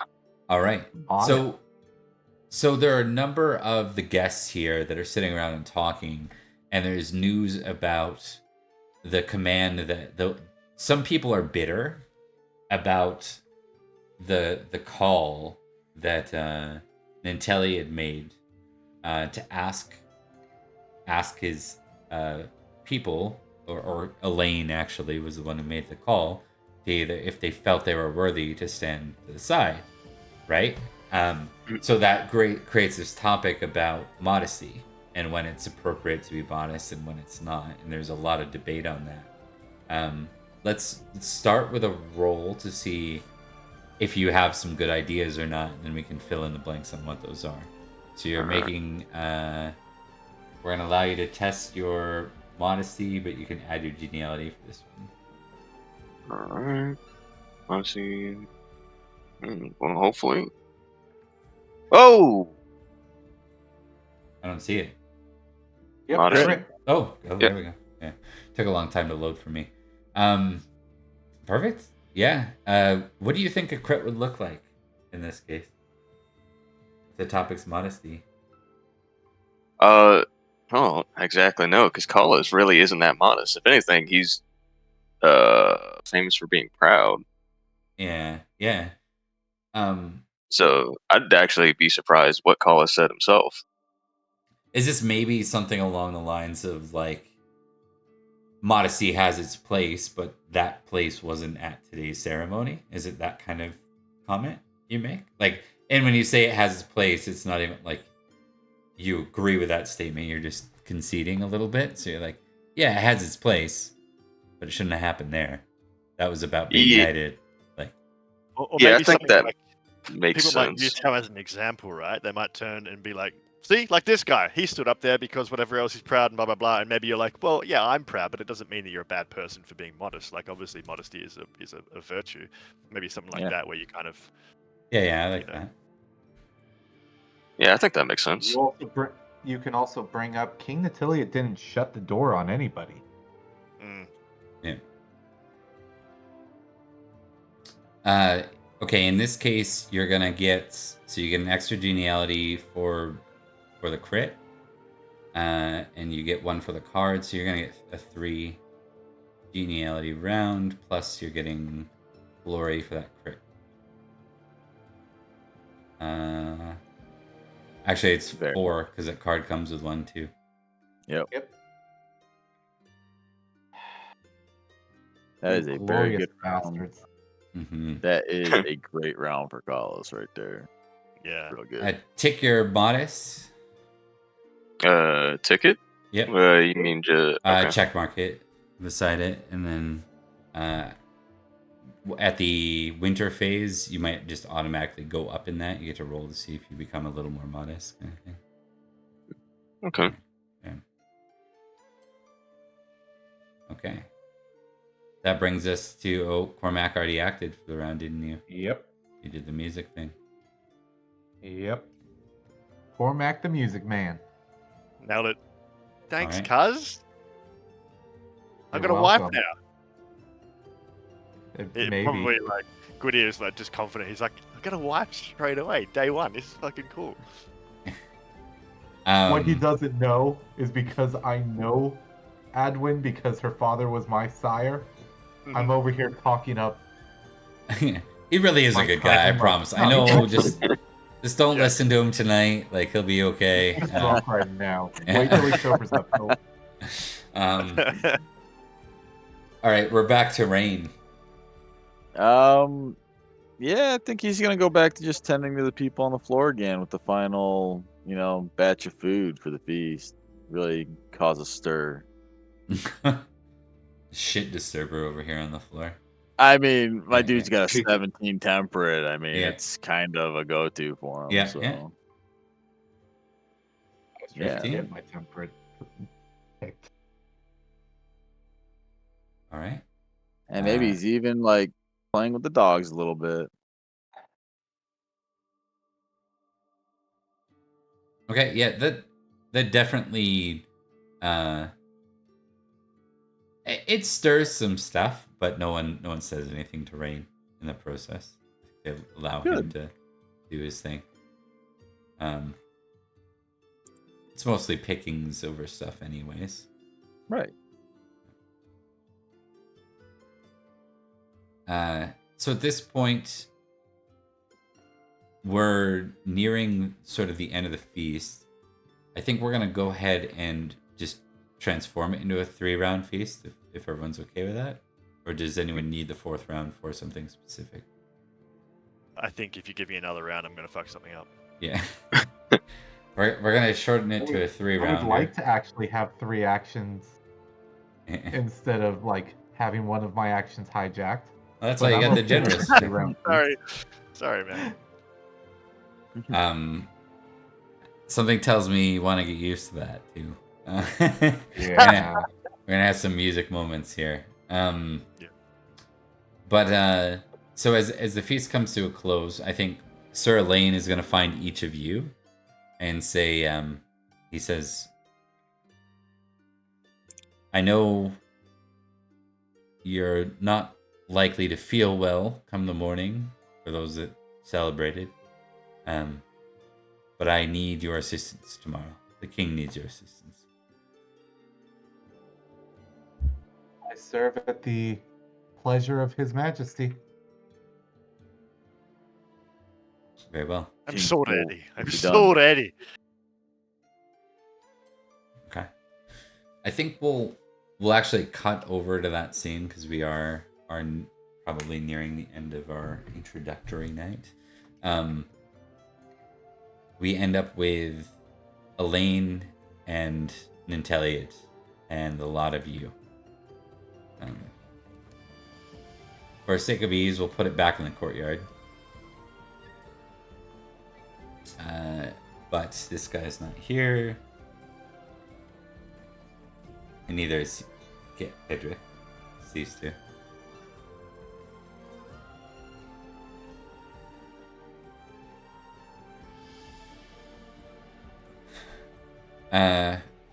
I'll give you guys a minute because you didn't roleplay too much between each other, so we'll say that Nanteleod and Elaine aren't here at this moment. If any of you want to interact, it's just the 4 of you waiting for them to get here. I'll take a step back. You guys do some stuff. Like, it's early in the morning. Cormac's praying.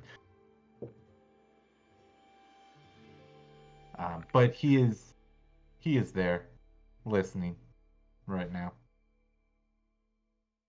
Rain would actually approach Cormac and silently just kind of crouch down next to him, kneel down next to him, and join him in morning prayers. Seems like the right thing to do. Is that weird for... Because Kalos and Gwydir are both pagans, right? So is it like... It's fine. Yeah. Yeah. No, I meant for them. I'm curious what they're... Oh, yeah, they might be uncomfortable about it. Yeah. Nah, I wouldn't be uncomfortable. I think he's totally used to it. He's surrounded by rich. But Yeah. he's not, you know? I think Pakalis would probably shrug and be like, all right. And He then thinks probably he- talk to Goodyear. Yeah. I think what he is like, I don't understand why they so insistent on being on their knees all the time. It just... It reeks of weakness, you know? I don't know. I see what you mean. What if But, the Irish come in now? It takes half a second to get on your feet and you've got a javelin through your neck. Ready at all times. And do like a little like shuffle step, you know? That's true. I agree with you. You'd probably like, My look. cousin. Let me know when you have blood on your hands for any reason. Not yet, but I am looking forward to it. What does he say anyway when you're down there? Keep trying. You're not there yet. You sort of just I stand feel and like Rain look might at hear yourself. something different, but I keep being told I'm not good enough yet. I haven't been forgiven. Well, honestly, your god sounds like a bit of a prick, but If I remember correctly, don't pagans treat kinslayers just as awfully? well, depends on the person, you see. I have some opinions about the whole matter, but as far as I'm concerned, we all go back home. And when we all, the old, the young, we all come from the same place. It's you got an issue with who killed you, then you can deal with it there. As far as I'm concerned, I'm not. I was about to listen, cousin. Mistakes happen. You know, you weren't trying to kill him. Move on. You're a good man. Up you get. Come on. King's waiting. We'll say, I look up. Is King Nanteleod yeah, we'll say standing that they're not standing here, but you do Oh. hear the doors opening and they start to come through at that point. I stand back up. Rain finishes his prayer just as the doors are opening up, and will slowly get to his feet. Aye, cousin. But the guilt does not leave. Throw it away. You're a good man. Jesus. You played a song for me. You could have been drinking. Well, somebody had to protect you from Odwin. And she did. So, anyway. At one point, she looked like she was about to eat your head. Well, not quite big enough for that, sadly, but anyway, we do what we can.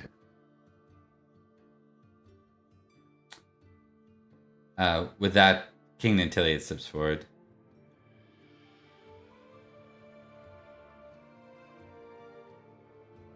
You might have been eager to pay back the Irish this year for what they did.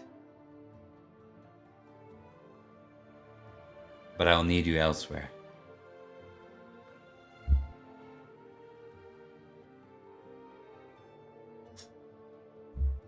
Sir Orlandus, my forester, went north in the early spring. There was news of trouble in the forest. Unfortunately, no report was given for what the trouble might be, but he and his squire have not returned.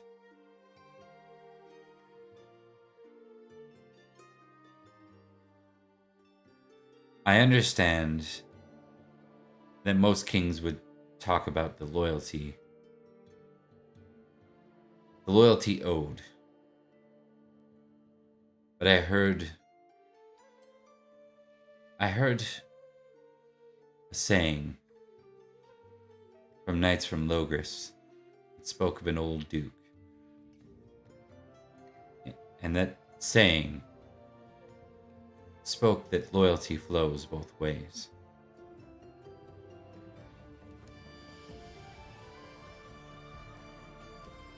That means that every knight who serves me, I serve them in turn. And if Sir Orlandus is missing, then I would ask you all to retrieve him for us. If he has met his fate, then so be it. But we must know. Leaving a mystery to his family about his whereabouts, I can't have that. If that takes a year or 2 years or 3, then so be it. But I must know.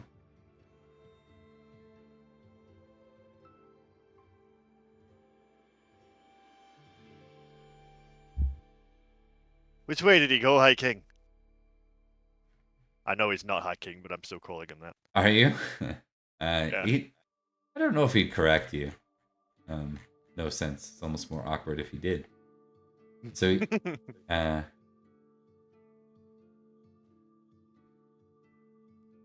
said, and I don't know, Bob doesn't remember the name of this forest, the north, so you'll have to forgive me. But he says, the forest on the north road, where Henford lies.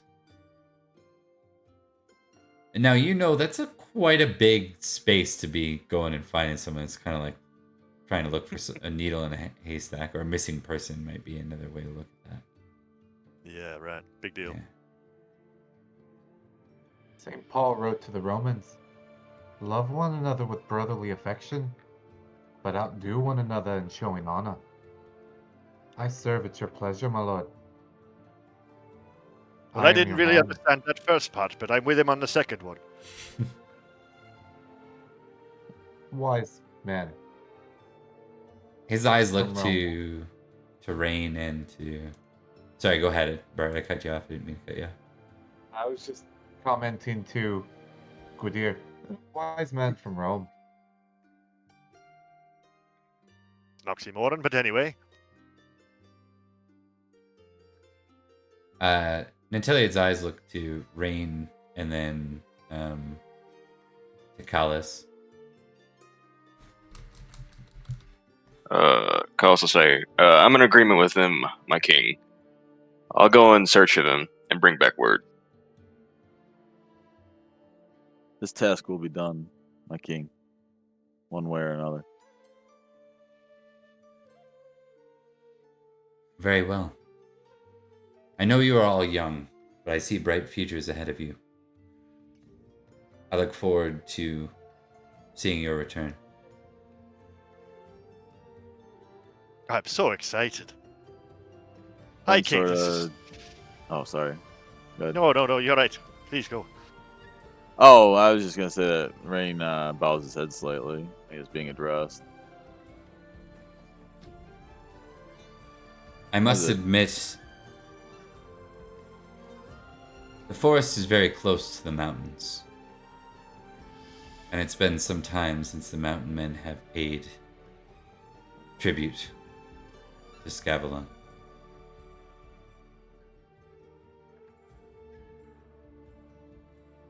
If they're behind this, then it is an act of war. So we're allowed to kill them then? If any knight is responsible for the disappearance of my forester, then they have broken laws that must be paid back in kind. That's just comic. Blood on our hands, mate. Sooner rather than later.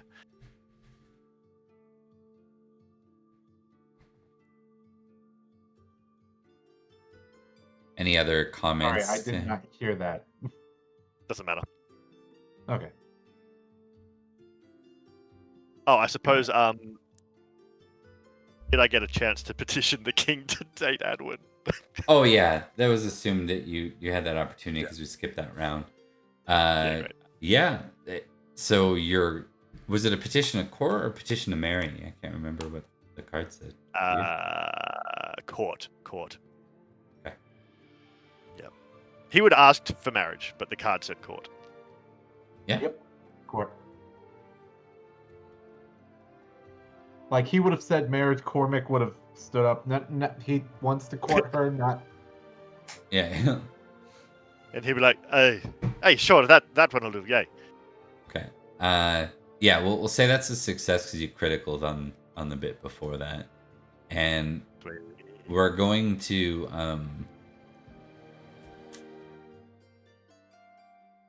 would you like a more Ooh, for the lady? sure. Yeah. Yeah, I don't know. Is she great?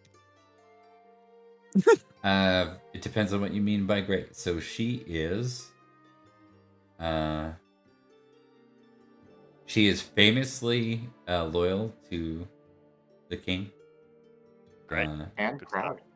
And she is famously proud. Yeah, I'm into those things. That's Yeah. pretty good. Yeah. I suppose Importantly, importantly, Gwydir is not like he's romantic insofar as he finds the whole thing fun, but I don't think he's necessarily like sincerely, Yeah. probably capable of love at this point. No. but No. I think he could probably, I don't know. Is there? Yeah. Look, I'll roll more. Sure, why not? What is that? So that's a new passion 3d6. Okay. Well, yeah, the dice will tell me how much I actually care about her, I Yeah. suppose. Oh, yeah. It seems about right. A Yeah. moderate That seems amount. about- Yeah. Yeah. That's honestly perfect. He cares a bit. Yeah. Yeah. All right. Great. Sorry. Please proceed. No, it's all good. I think. Are you guys up for going a little bit more? Let's do a quick show of hands because I know it's late. Actually, we won't do a show of hands. We'll ask. Is there anyone that wants or that doesn't want to go another half hour? I got a nap. I'm good. I'd like to refill my cup, but Yeah, I'm we're good. gonna take a 2-minute break then, and then we'll be back for another Yeah, half because I'm hour. good to go. Too. Yeah, Okay. I'm good. Yeah. We'll do a little bit more. All right. See you in a couple minutes. Cheers.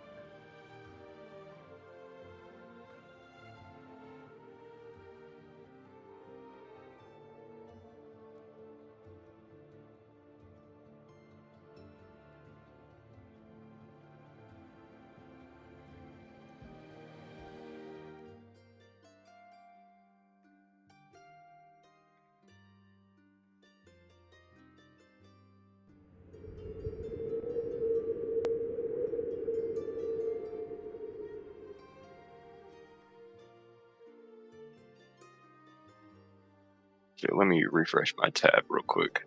Oh, good. Take your time. We're back. Just gonna play a little We longer are tonight because we can. Because I don't have a Alright. limit and another thing to be at. I'm good. No limit soldier. And I'm going. I can't quite say dry because I have a very specific event that I pre-planned and forgot about. But I'm gonna. Other than that one event, I'm gonna be dry for all of September. I can't be out right now on a Friday, and I want to be out right now. It's all good. That's I'm a social butterfly. I love being around crowds. That's why I do the bouncing. I am the complete opposite. Being around friends, but I love crowds. I I know recharge I with can't strangers. drink. It's weird. Yeah. Or not weird, it's extrovert thing. But Yeah, as long as I'm out with my buddies, you're good with it. usually I'm pretty good with being social and drinking and stuff. Yeah. I'm not. I Alright. go overboard whenever alcohol is involved, so I don't drink anymore. That's fair. That's fair. It's good to know limits, right? And I also don't want to advertise it in general because I know lots of people have hard times with that stuff. So, but we aren't doing that anymore because we finished our feast. We're not drinking anymore. We're setting out upon the road. I am gonna get some general hunting. Let's do awareness rolls for this first one because you're not in the forest. You're just following along the road. Yeah, I've got to put some more points in these ones. I critted on my Yeah. Yeah, awareness. you did. Oh, whoops. Yeah, keen eyesight is good. Okay. Guidi is too busy talking shit. Yeah, I think So you're all just talking. You know, you're following a road, so it's not necessarily worth noting any key things to pay attention to necessarily. But I think it's Rain who's just like have the roads narrowed. Like I remember riding up this not long ago, 3 nights at a side. Now it holds but one.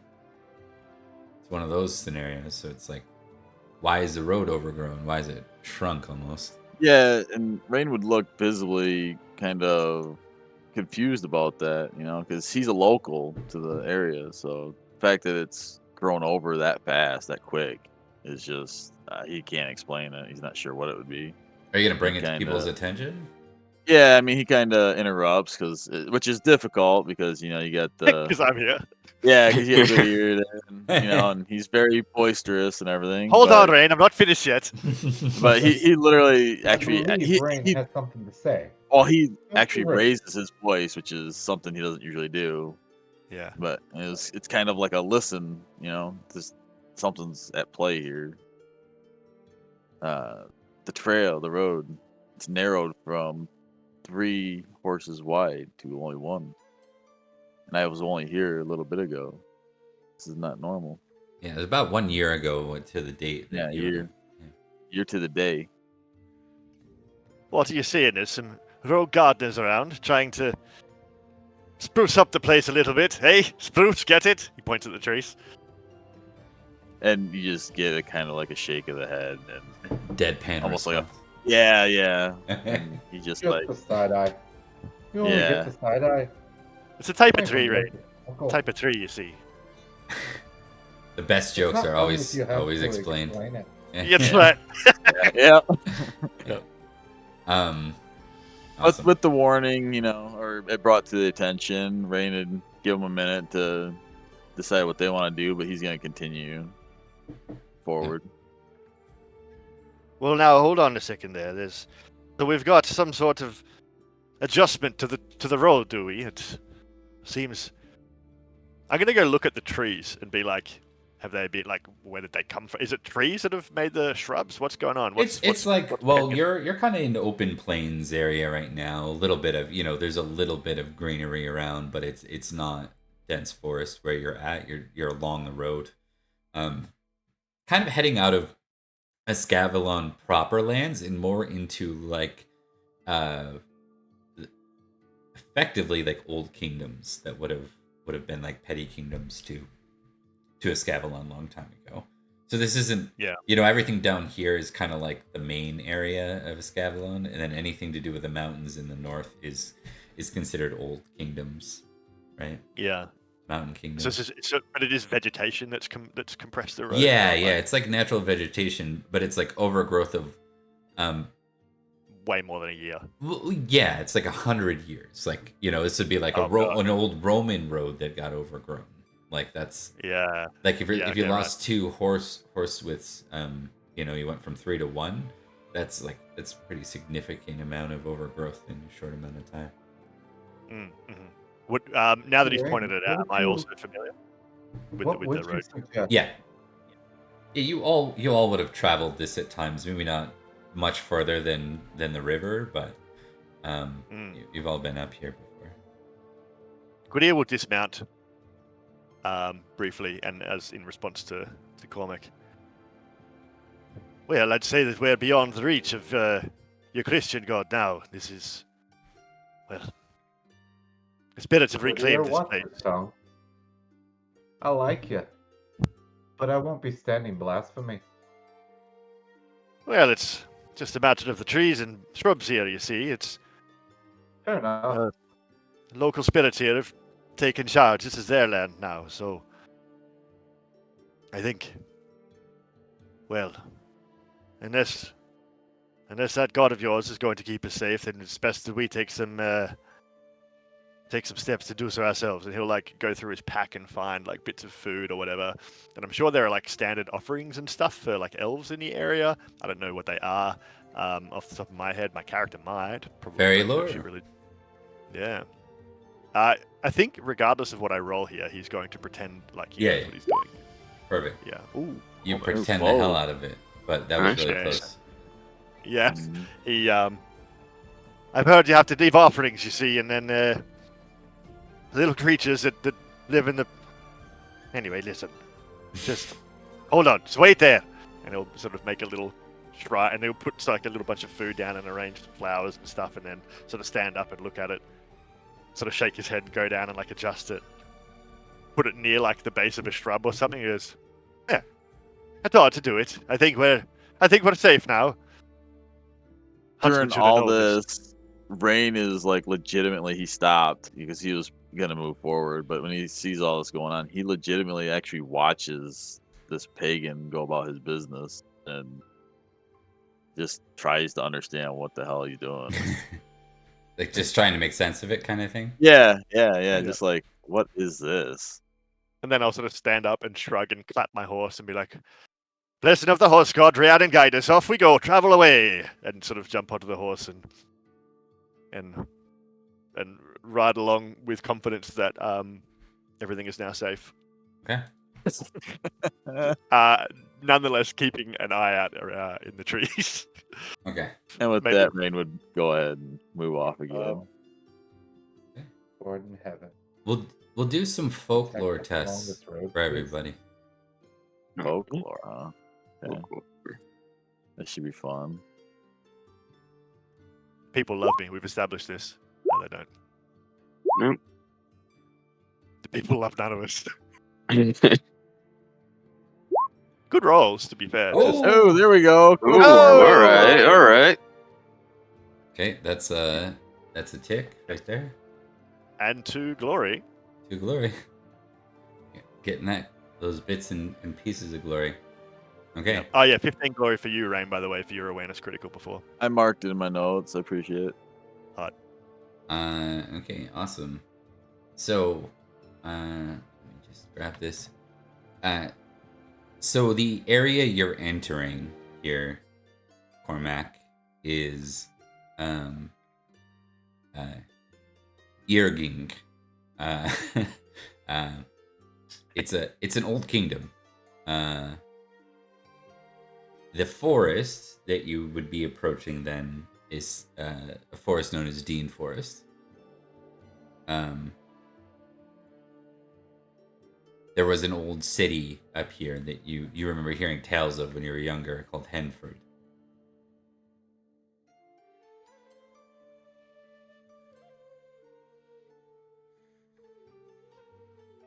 or is it Hereford? Whatever You're not happened to sure. Henford? Yeah.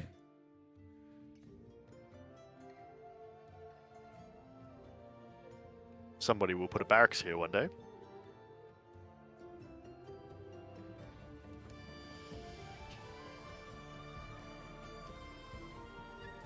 Anything you want to add there, Bert?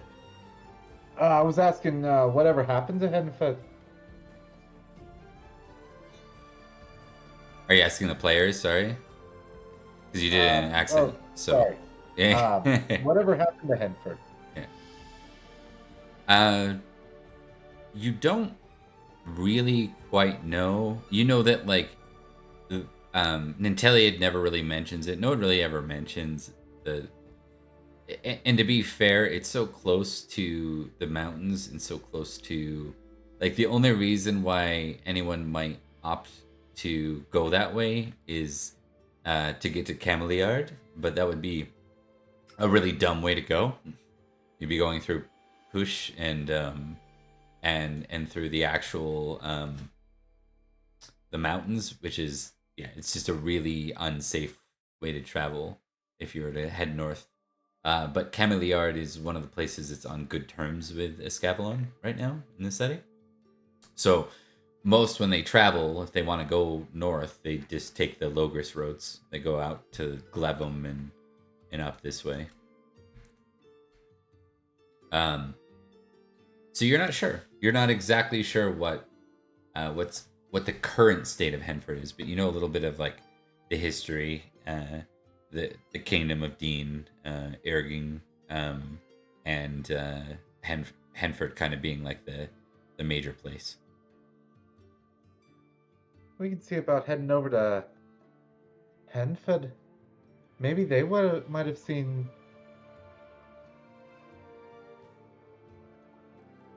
Yeah, Just maybe looking. they might have seen Sir Gallius or Orlandus. What the fuck is a Henford? It's a city, not a town, really. Well, you seem to know where you're going, so off we go. Take the lead, Sir Cormac. Uh, You hear that, God Sir be with Cormac? me. You like the sound of it, brother? I don't dislike it. You just nod toward the road. All right. And I guess I'm taking point. Are you though? Who's going to be our hunter that pushes forward to take point? No one's famous in this group. I know that much. I don't think anybody's any good at all. I'm In below the absence average. of anybody else doing anything, Gwydir would definitely take charge. But I think Collis would probably push up to the front since his sire was the huntsman. the huntsman. Yeah. Okay. Gwydir wouldn't fight that at all. Off you go. Yeah, Ryan's good with that too. All right. I He mean, was just trying to stay alert. I'm rubbish at hunting, so. That's fair. All right. Give me a hunting roll. We'll do this first one flat, actually. All right. Well, there we go. All right. We're lost. Absolutely. The forest road isn't even like a trail. It's like a path. You find yourselves being able to ride through here, but just barely and single file as you ride through. For Wergar, I'm gonna get you to make a D20 roll, and you're gonna add -2 to the roll. It's not one of your skills; it's just a D20.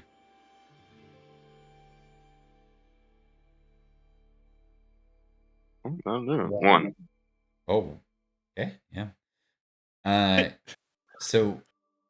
Well, you will die. New character. No, that's not awful, actually, to be honest. I guess it should have been +2, but it wouldn't have mattered because you rolled so low. You spend the first full day wandering through the forest without any sort of sight of anyone or anything. It's like you're in this forest is unlike any forest you've ever really spent time in. It's massive, and it's like the trees are so great and tall and mighty that like they blot out the sun at times. It feels like you're kind of like unsure of when it's day and when it's night even. I'm gonna give you all to give me a fairy test, please. Oh. Fairies, huh? Fairy lore. Yeah, okay. I'm heaps good at this. Ah, no! So close. Okay. That's what we expect from our knights. A solid 1 on fairy lore. So yeah, everything is, other than it being a little odd and strange, nothing comes to mind. We will do another hunting roll from Wergar. All right. Hopefully I can get us out of this situation. So, Corliss, quick question. Hey, where the fuck are we going? Don't worry. You see the side of this tree here? I'm pretty sure we're going in the right direction. You see how the path curves in this area right here? But That doesn't meanwhile, make any sense at all. Collis is like, the forests are If you nothing like understand it better this than in them, Cardiff. you can always try. Are you saying you're better at this than he is? I'm not at all. I'm just saying I don't think he's any good.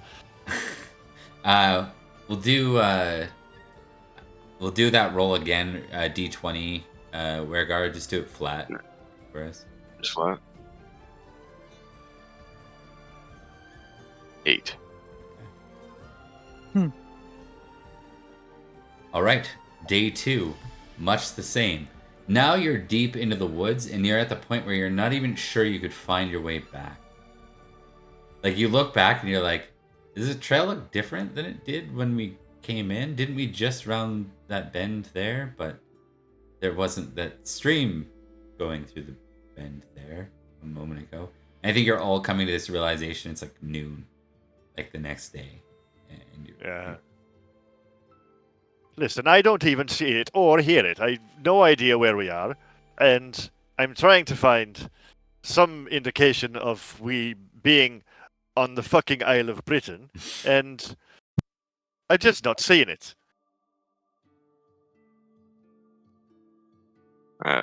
Collis is gonna look at him. I gotta admit, I don't know.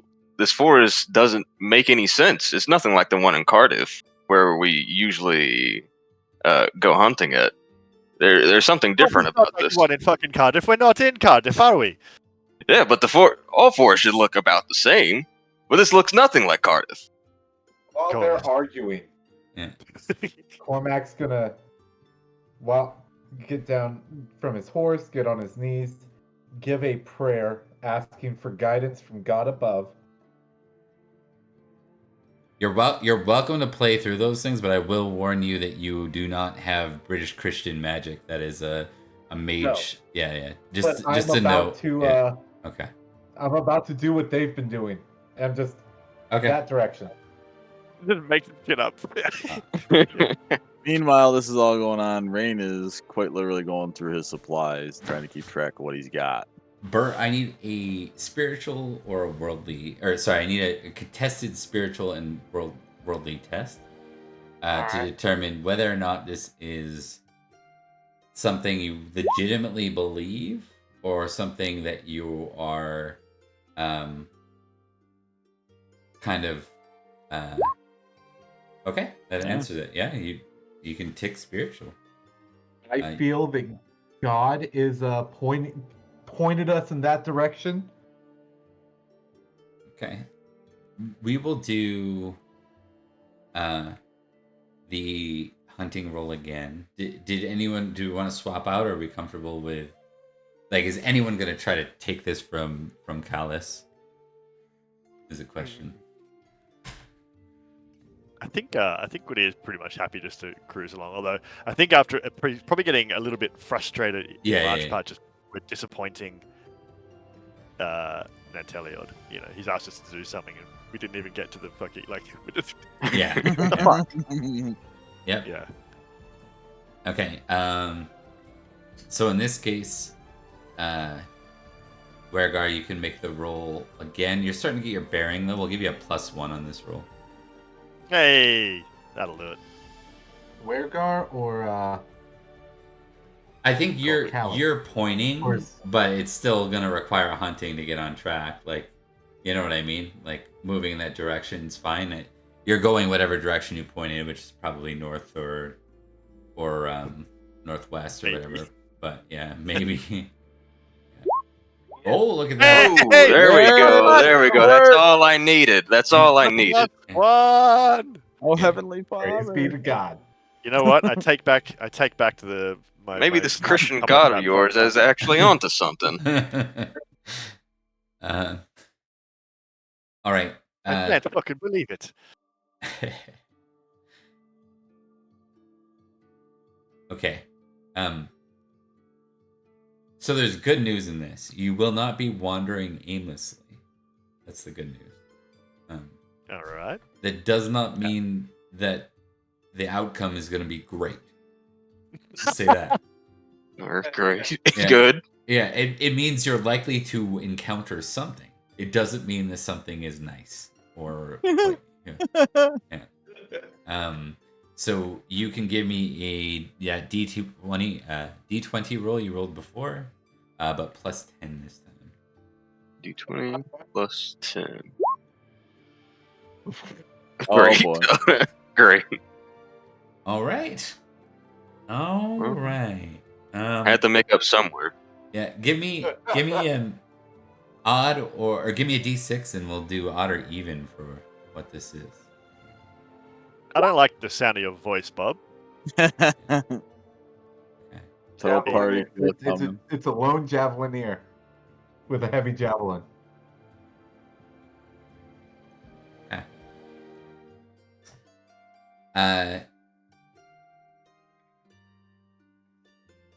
Everyone just give me a D20 roll. Just no skill or anything, just D20. It's the regular D20. What could possibly go wrong? Bunch of threes, apparently. Yeah, a bunch of threes. Oh, there you go. We did some math. Hey, yeah, we did math. See? Look at all the math we just did. Yeah. Yeah, it's squad. divine. Math lords. Aristotle kicks ass. Did he invent math? Probably not. 3 threes make a 9. Okay, Pythagoras. and then we'll follow that up with some awareness rolls. Fuck you.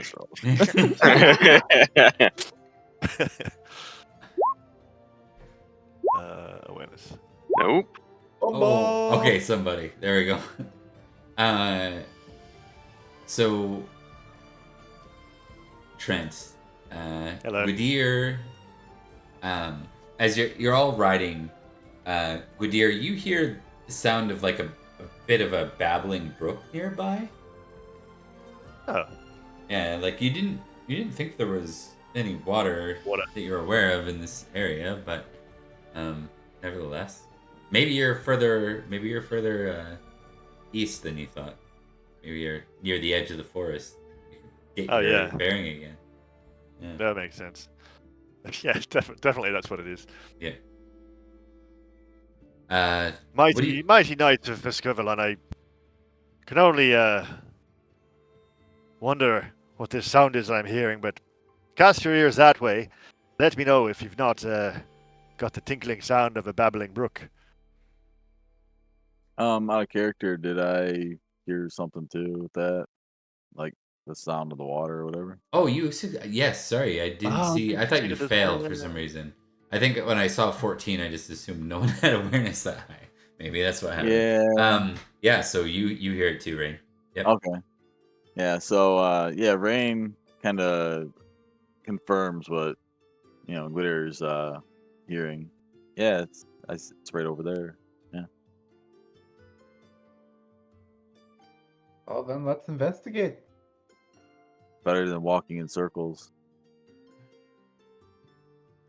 Well, with God's guidance, we're no longer walking in circles now, are we? Yeah, you just gave the religious knight, like you gave him all the tools he needs with that critical now hunting. See, it's like, see, I told you it was in that direction. Like your Yeah. skill had nothing, your crit had nothing to do with it. It's great. That's right. Yeah. Yeah. Thank God for medicine sort of stuff. Yeah. I think so. We'll give this to Rain and Whittier because of how close you are, or sorry, because of your previous awareness test. As you go through, start to kind of approach the water, right? It was just to scope it out. Was that the plan? It was, right? Yeah. Both of you hear a bit of a mild humming. It's soft. It's musical. It's beautiful. Great. Trouble. Does it sound feminine? Yes, it does. I do not draw my sword. I'm like, who the fuck? Chase And then tests for both Trent and Drax. Okay. Chase. I'm pretty sure I'm great at that.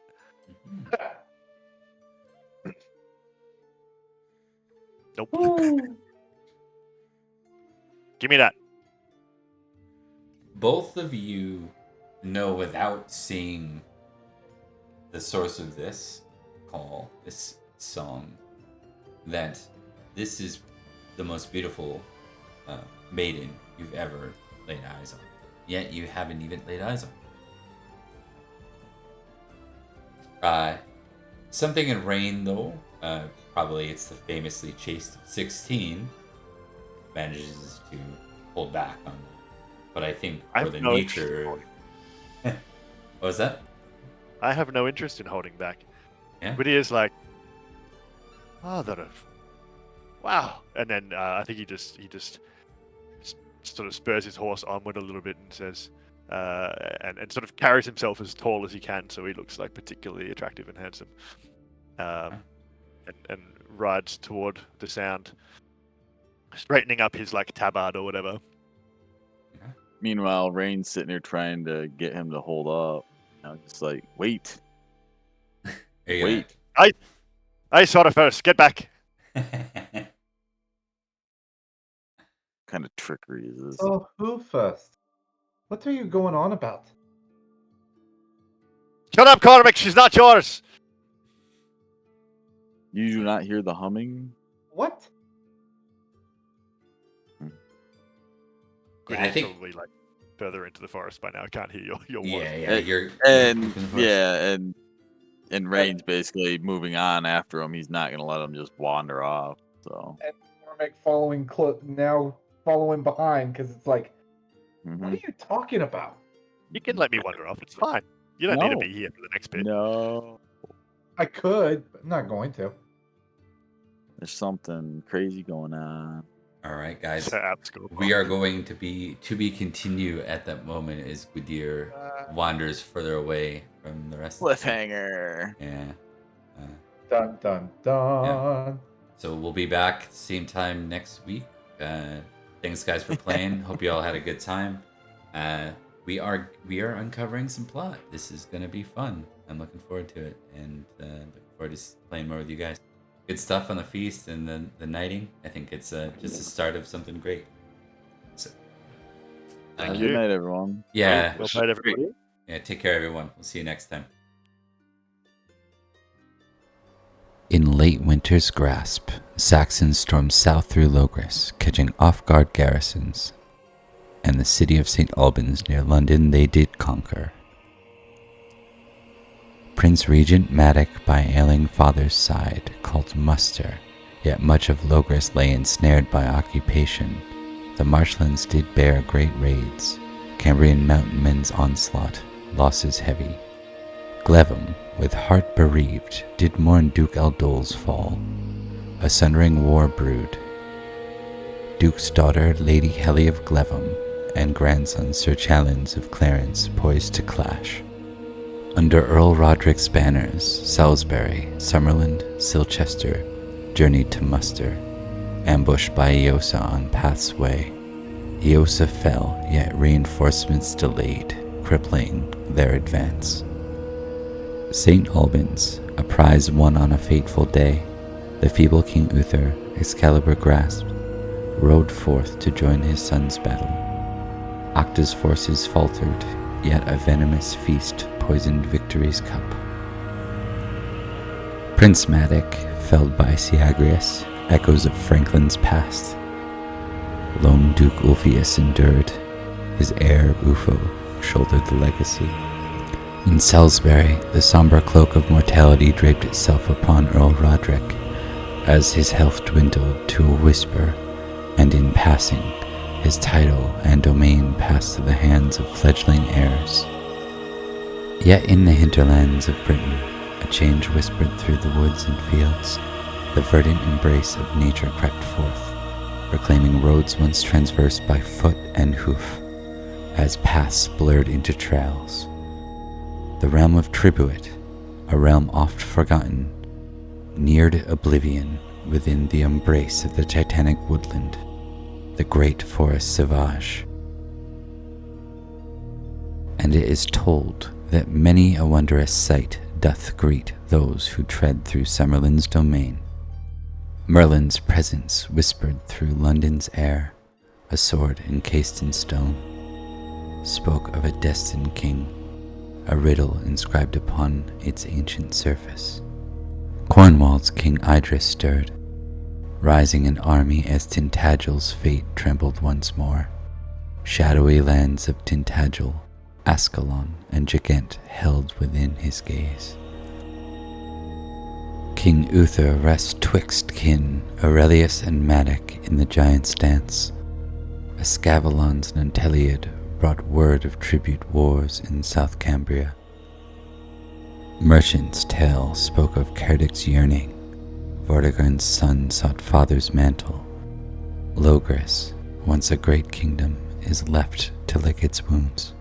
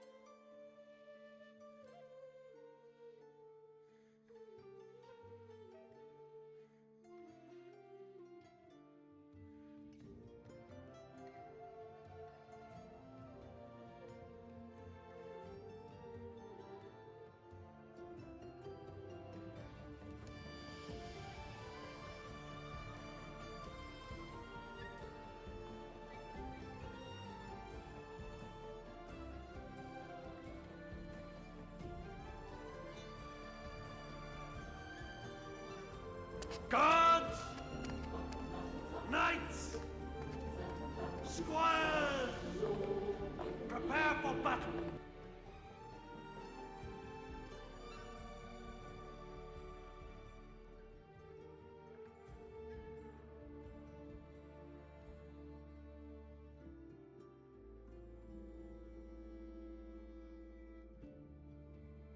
Guards! Knights! Squires! Prepare for battle!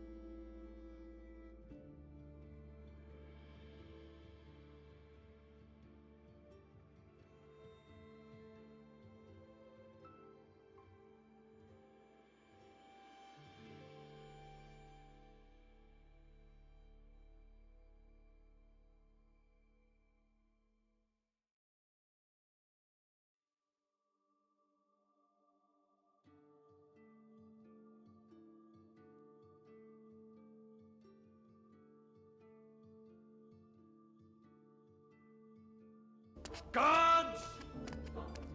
Knights! Squires! Prepare for battle!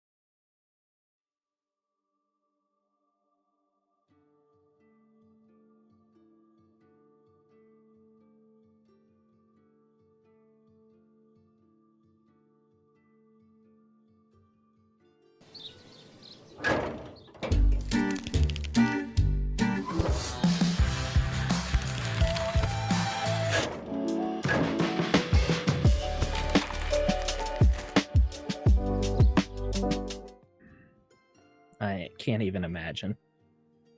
Would you mind showing us the room where she disappeared from? Yeah. It's this way. And you move through, very messy. You can tell she just hasn't been cleaning up. And she even sees you, your eyes kind of move around. Sorry for the mess. My husband is overseas. Katie's not around. Janice is in the facility. It's just me. So, whatever. How long Sorry, is it's been a rough day. Did something happen in particular today? No, it's just work. Oh. It's just work. Now I have to go to the other job here in a little while. Yeah. Whatever. How long has your husband been deployed for? 9 months, 10 months. So, would you mind just walking us through what happened here? As we're looking at the room, would you just... Okay. All right. Thank you. I was here, and she kind of points to, where the living room is. You can see that there's a couch. The couch very clearly has line of sight into the bedroom. She points. I was right here. I was sitting on the couch. I was folding. We'd come back from the laundromat. I was folding everything right here, and I could see just fine. And she was sleeping. I had just checked on her 10 minutes prior to that. She was sleeping. And then all of a sudden, the door slammed. And it nearly gave me a heart attack. But, you know, winds being what they are or whatever. But so I rushed over, but I take 2 steps and I hear the lock turn. Now, she's 7 months old. She cannot turn locks. We're on the 3rd floor. And so I start getting, you know, really nervous. We have a fire escape. And what's going on? What's happening? And so I start, you know, banging down the door. I have some tools. And I took a pry bar and I split it. And she kind of points to the door. And you can see, like,